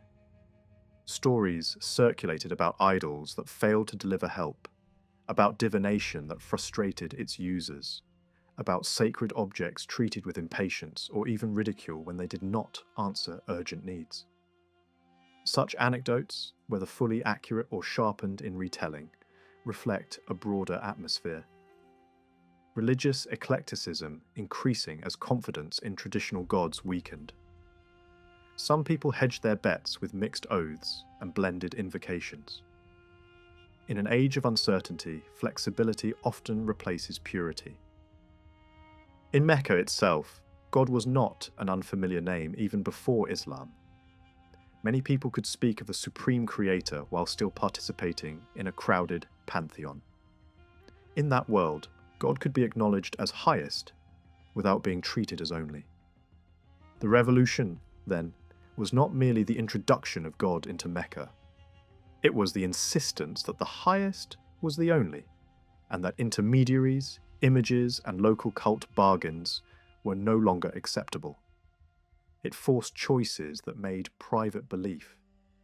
It forced choices that made private belief a public issue. The established elites saw the danger quickly. A message that judged wealth, mocked hoarding, and warned of accountability did not only threaten religious practice. It threatened status. It threatened the moral language that justified dominance. It threatened the economic engine that pilgrimage supported.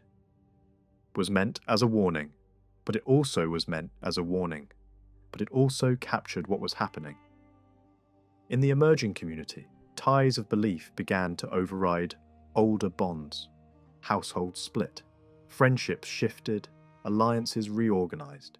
A new identity was forming, and it did not ask permission from the old one. The Quran's early followers were often described as unusually intense in devotion. Night vigils, private recitation, and a willingness to endure mockery marked the earliest phase. At first, the ruling circles could treat this as a curiosity, a small group stirred by a charismatic preacher. Over time, the implications became unavoidable. The message did not simply offer private comfort, it demanded public change. It refused to accept the sacred marketplace as it was. The pressure of monotheism on the Hijaz came from multiple directions, but the new preaching in Mecca gave it a single voice and a single center. It blended local language traditions with broader theological currents already present in the region. It drew on familiar forms of elevated speech, while redirecting them toward a new purpose.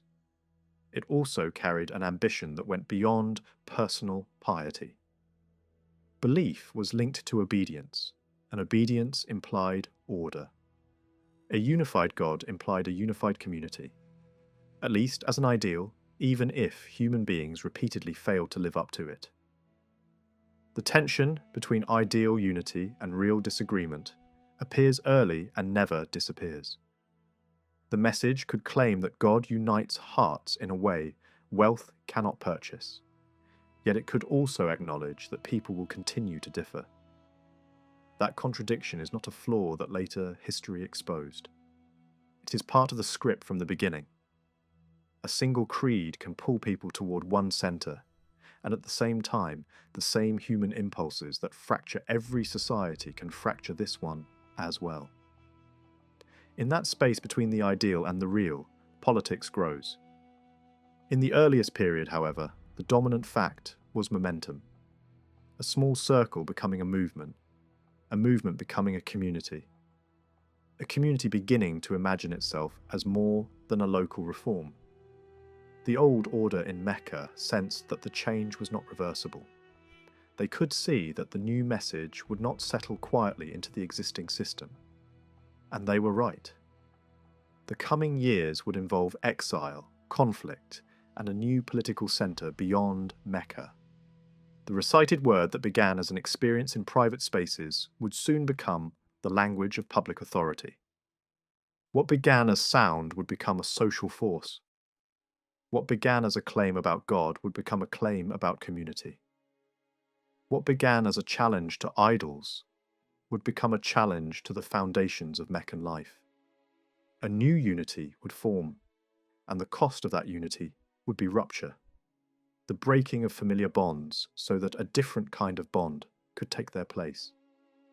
And once that bond existed, it did not remain confined. The message travelled along routes already carved by trade and tribal movement. It entered regions shaped by older empires and older religious systems.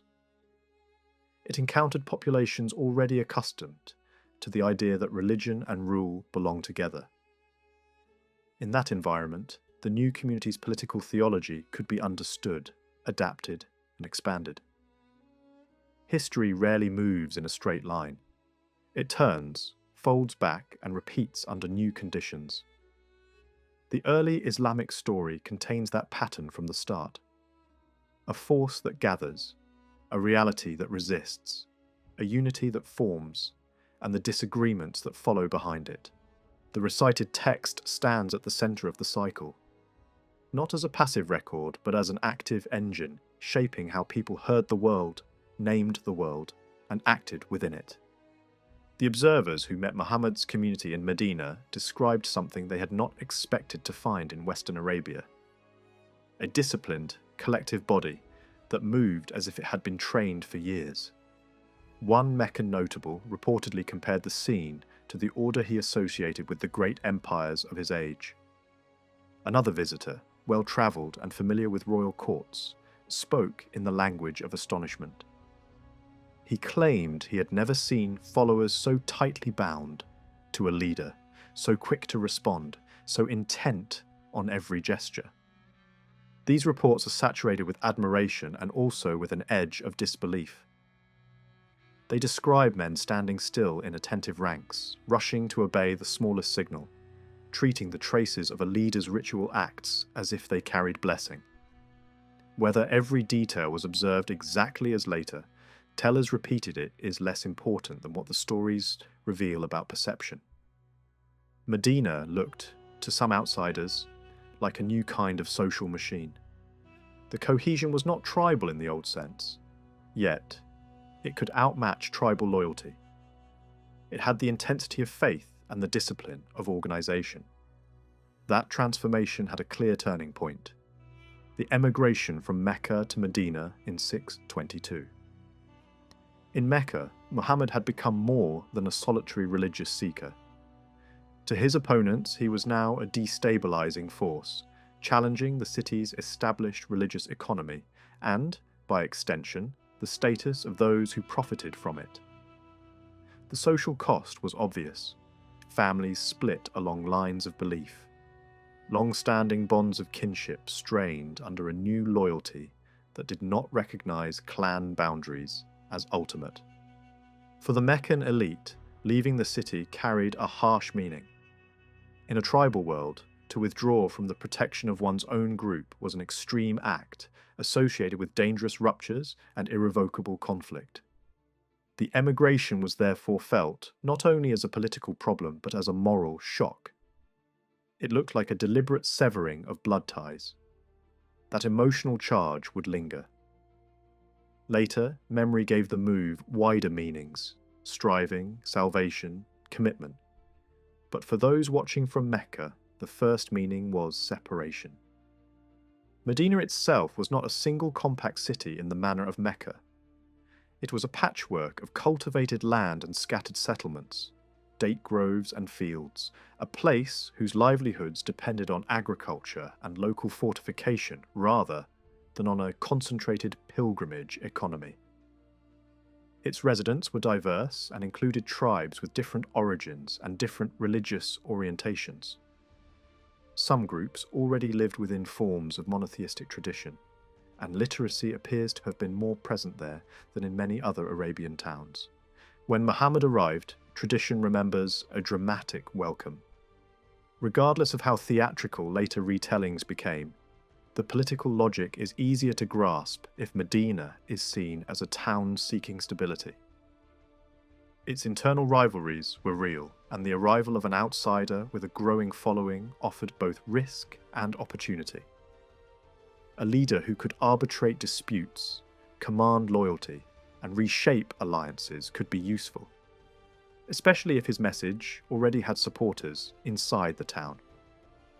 The sources also suggest that Medina's reception of Muhammad was not solely a matter of spiritual attraction. Practical incentives mattered. A new leadership could reframe economic life, regulate markets, and provide a focal place where political decisions and communal rituals intersected. The earliest mosque functioned not only as a space of worship, but also as a civic centre. In the environment of Medina, religion and administration did not sit in separate buildings. They shared the same ground. At the level of belief, the Medinan period brought sharper definition. Early preaching had emphasized monotheism, moral warning, and the reality of judgment. In Medina, communal boundaries became urgent questions. Who belonged? What obligations did membership bring? How were disputes settled? How should allies and rivals be treated? The answers increasingly shaped a distinct identity, one that drew lines not only against polytheism but also against other monotheistic communities when cooperation broke down. This shift can be understood as a predictable stage in state formation. Early movements often begin with broad invitations. Once they attempt to govern, they require clearer categories. Distinctions that were blurred in the beginning become fixed under pressure. Identity hardens through confrontation as much as through attraction. Labels change accordingly, and a community that once might have described itself in general terms adopts a more specific name for itself. Medina's political model also drew on older Arabian patterns, especially the practice of forming alliances that placed a respected figure at the centre as judge and decision-maker. Yet the new community went beyond the old structure of blood-based solidarity. Its unity was framed as loyalty to a single god and to the messenger who represented divine authority. That reframing mattered. A tribe could argue about ancestry and status. A community organized around revelation introduced a different kind of hierarchy. Obedience was no longer only a social contract between equals, but an obligation presented as sacred. One of the most striking features of this period is the early use of writing as governance. Arabia had long been dominated by oral authority, oaths, poetry, public speech, memory. Writing existed but was unevenly distributed and often treated as specialized knowledge. In Medina, written agreements and letters appear as tools for integration, administration, and outreach. Prisoners captured in conflict could be required to teach writing. Envoys carried documents that demanded allegiance, promised protection, or defined obligations. The practical effect was profound. Words could travel farther than any individual voice, and authority could be projected beyond direct personal presence.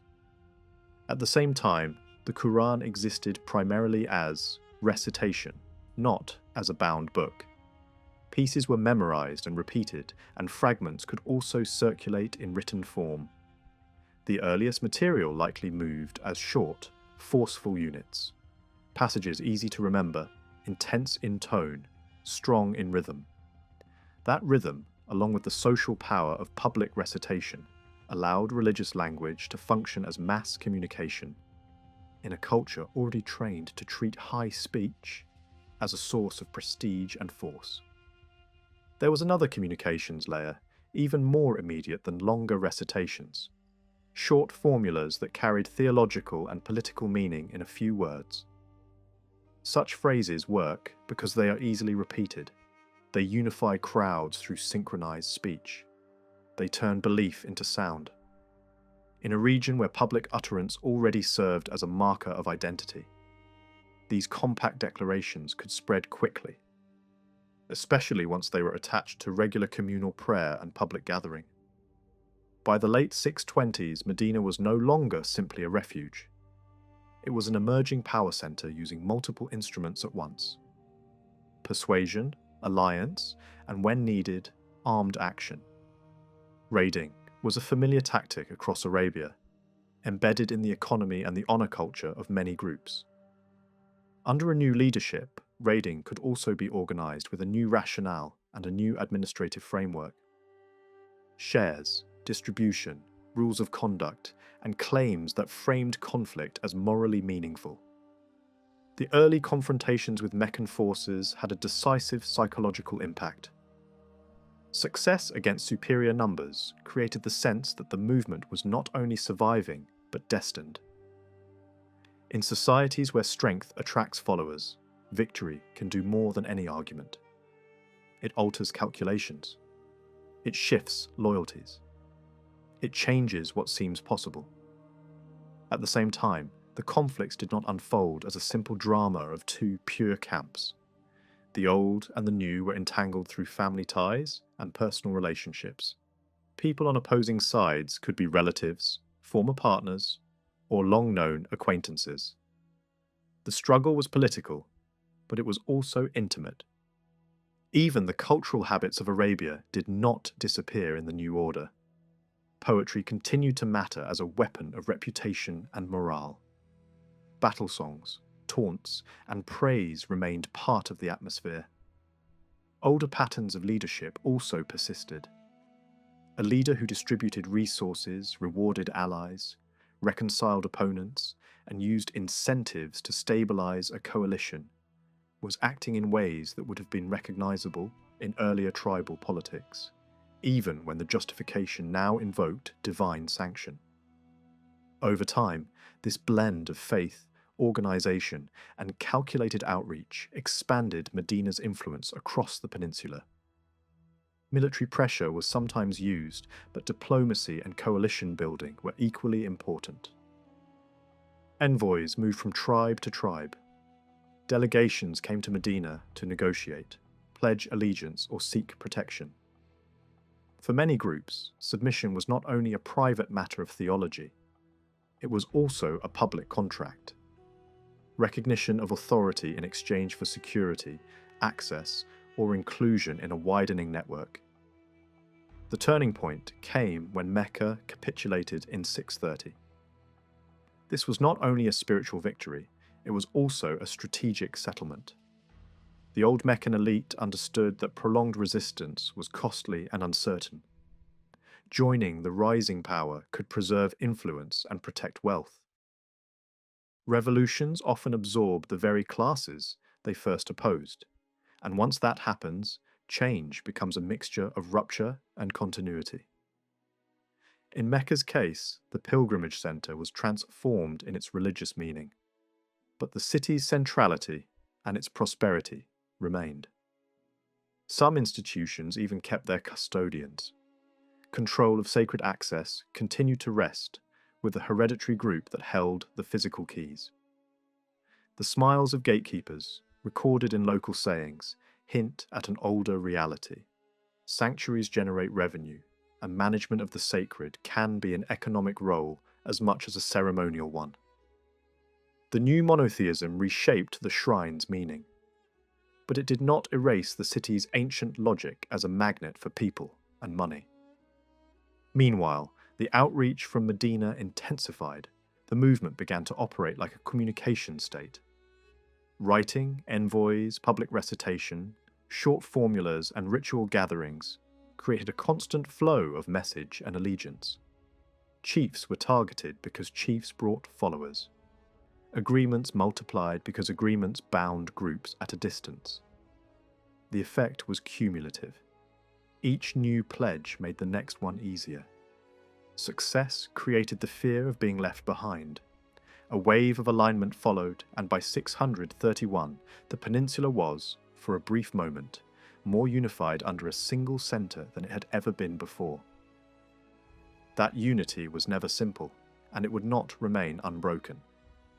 But the speed of its formation is one of the most striking facts of the period.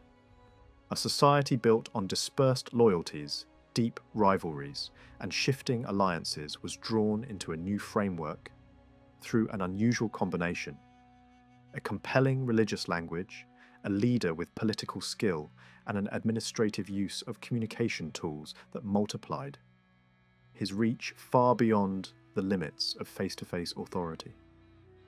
A tempting explanation for Medina's sudden cohesion is geopolitical. By the early 7th century, the Sasanian-Persian sphere pressed in from several directions. In Yemen, Persian authority was no rumour but an administrative fact, with officials and garrisons tied to wider imperial strategy. On the Gulf side, Persian influence had long shaped coastal trade and local power balances. And in the north, the Persians had recently made dramatic gains in the Levant, and even into Egypt, at least for a time. From far away, it can look like a three-point squeeze around Arabia. Encirclement. It is easy to imagine that encirclement. It is easy to imagine that Arabia's new unity was, in part, a defensive tightening of the ranks. Some later stories even amplify the sense of Persian reach, hinting at fire cults spreading and charismatic figures resisting them. Whether those tales preserve memory or build legend, they show that Persia could function as a powerful concept in the Arab imagination. The formidable outsider, the non-Arab other, the benchmark against which identity was sharpened. Still, this explanation remains suggestive rather than conclusive. Large strategic designs often become visible only when later historians draw lines across a map. People living through events rarely experience grand strategy as a clean pattern. They feel local pressures, rivalries, sudden opportunities, and immediate threats. Even if Persian expansion helped shape the atmosphere, daily decisions were likely made for reasons closer to home. Alliances, security, food supplies, trade routes, and the management of a fragile coalition. In politics, improvisation frequently matters more than master plans. Inside the new unity, the most persistent internal tension came from a group whose way of life centered on independence. Nomadic, tribal Arabs valued autonomy so strongly that outside control could look like humiliation. Yet, the Medinan project required the opposite: coordinated obedience, shared obligations, and a public discipline expressed through common ritual. A community built for collective action needs predictable behaviour. A culture built for self-direction resists predictability. This created a dilemma. The nomadic tribes possessed what the new polity needed: mobility, knowledge of terrain, the tactical habits of raiding, and the ability to pressure rivals. At the same time, those same traits could make them dangerous partners. Uncontrolled raiding could ignite feuds, undermine treaties, and fracture the coalition. The settled base could provide stability and administration, but it also risked rigidity, slow response, and internal complacency. The new state had to harness the energy of the nomads without letting that energy tear it apart. Early Islamic tradition preserves an ambivalent view of these tribes. Some sayings praise them as the raw material from which a larger polity could be built. Other lines treat them as unreliable or spiritually shallow. The Quran itself includes sharp judgments that portray certain desert groups as hard to discipline and quick to fall into double dealing. The message is not that desert people were uniquely flawed, but that the new political religious order demanded a form of loyalty that was difficult for anyone whose honor code was designed around personal and tribal independence. That tension spilled into a deeper distinction between public submission and inward conviction. Some nomadic groups could join the community, adopt its outward practices, and accept its authority, while remaining hesitant about its inner spiritual claims. A text that addresses a community in formation can speak in two registers at once. One aimed at the heart, and one aimed at social order. And in that environment, belonging could be enforced and visible. Believing, by its nature, remained private. This is one of the keys to understanding how the Medinan project expanded so rapidly. A large coalition can form without requiring that every member experience faith in the same depth. A state can grow by standardizing conduct, not by measuring what lies in people's minds. If the public rules are kept, the inner condition becomes difficult to police. That pragmatic separation, outward conformity alongside varied inner commitment, was not an accident. It is a common feature of political movements that also carry a moral message. The difference becomes clearer when the word religion is not treated as a purely private conviction. In many historical settings, what modern audiences call religion was also law, public identity, and social contract. In that older framework, saying yes to God and saying yes to the political order could be part of the same act. A doctrine of strict unity, insisting that the divine and the communal form one whole, only intensified a pattern already widespread across the ancient world. Yet a doctrine of unity does not guarantee durable unity. A movement can be centered on one leader, one message, and one moment of extraordinary cohesion, and still face a predictable crisis when that leader dies. That crisis arrived in 632. Near the end of his life, Muhammad led the pilgrimage and delivered a sermon remembered for its insistence on the sacredness of life and property, and for a striking claim of human equality. Nobility, the message implied, could not be grounded in lineage or ethnicity, only in piety.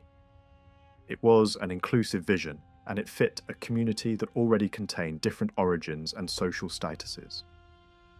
But one issue was left unresolved in a way that would echo for centuries: succession. In the final illness, another figure led the prayers, and many interpreted that choice as a sign of who should take charge. Others were not convinced. What began as a manageable disagreement would, within a few decades, widen into deep fractures that later generations experienced as defining. After Muhammad's death, memory preserved him in intimate details as well as in grand claims. Stories show a man who could be restrained and gentle, capable of humour, attentive to small acts of daily life, and also a leader who carried immense political weight. Over time, reverence veiled him more and more. In many Muslim societies, portraying him became unthinkable. Presence turned into absence, and absence itself became a form of respect.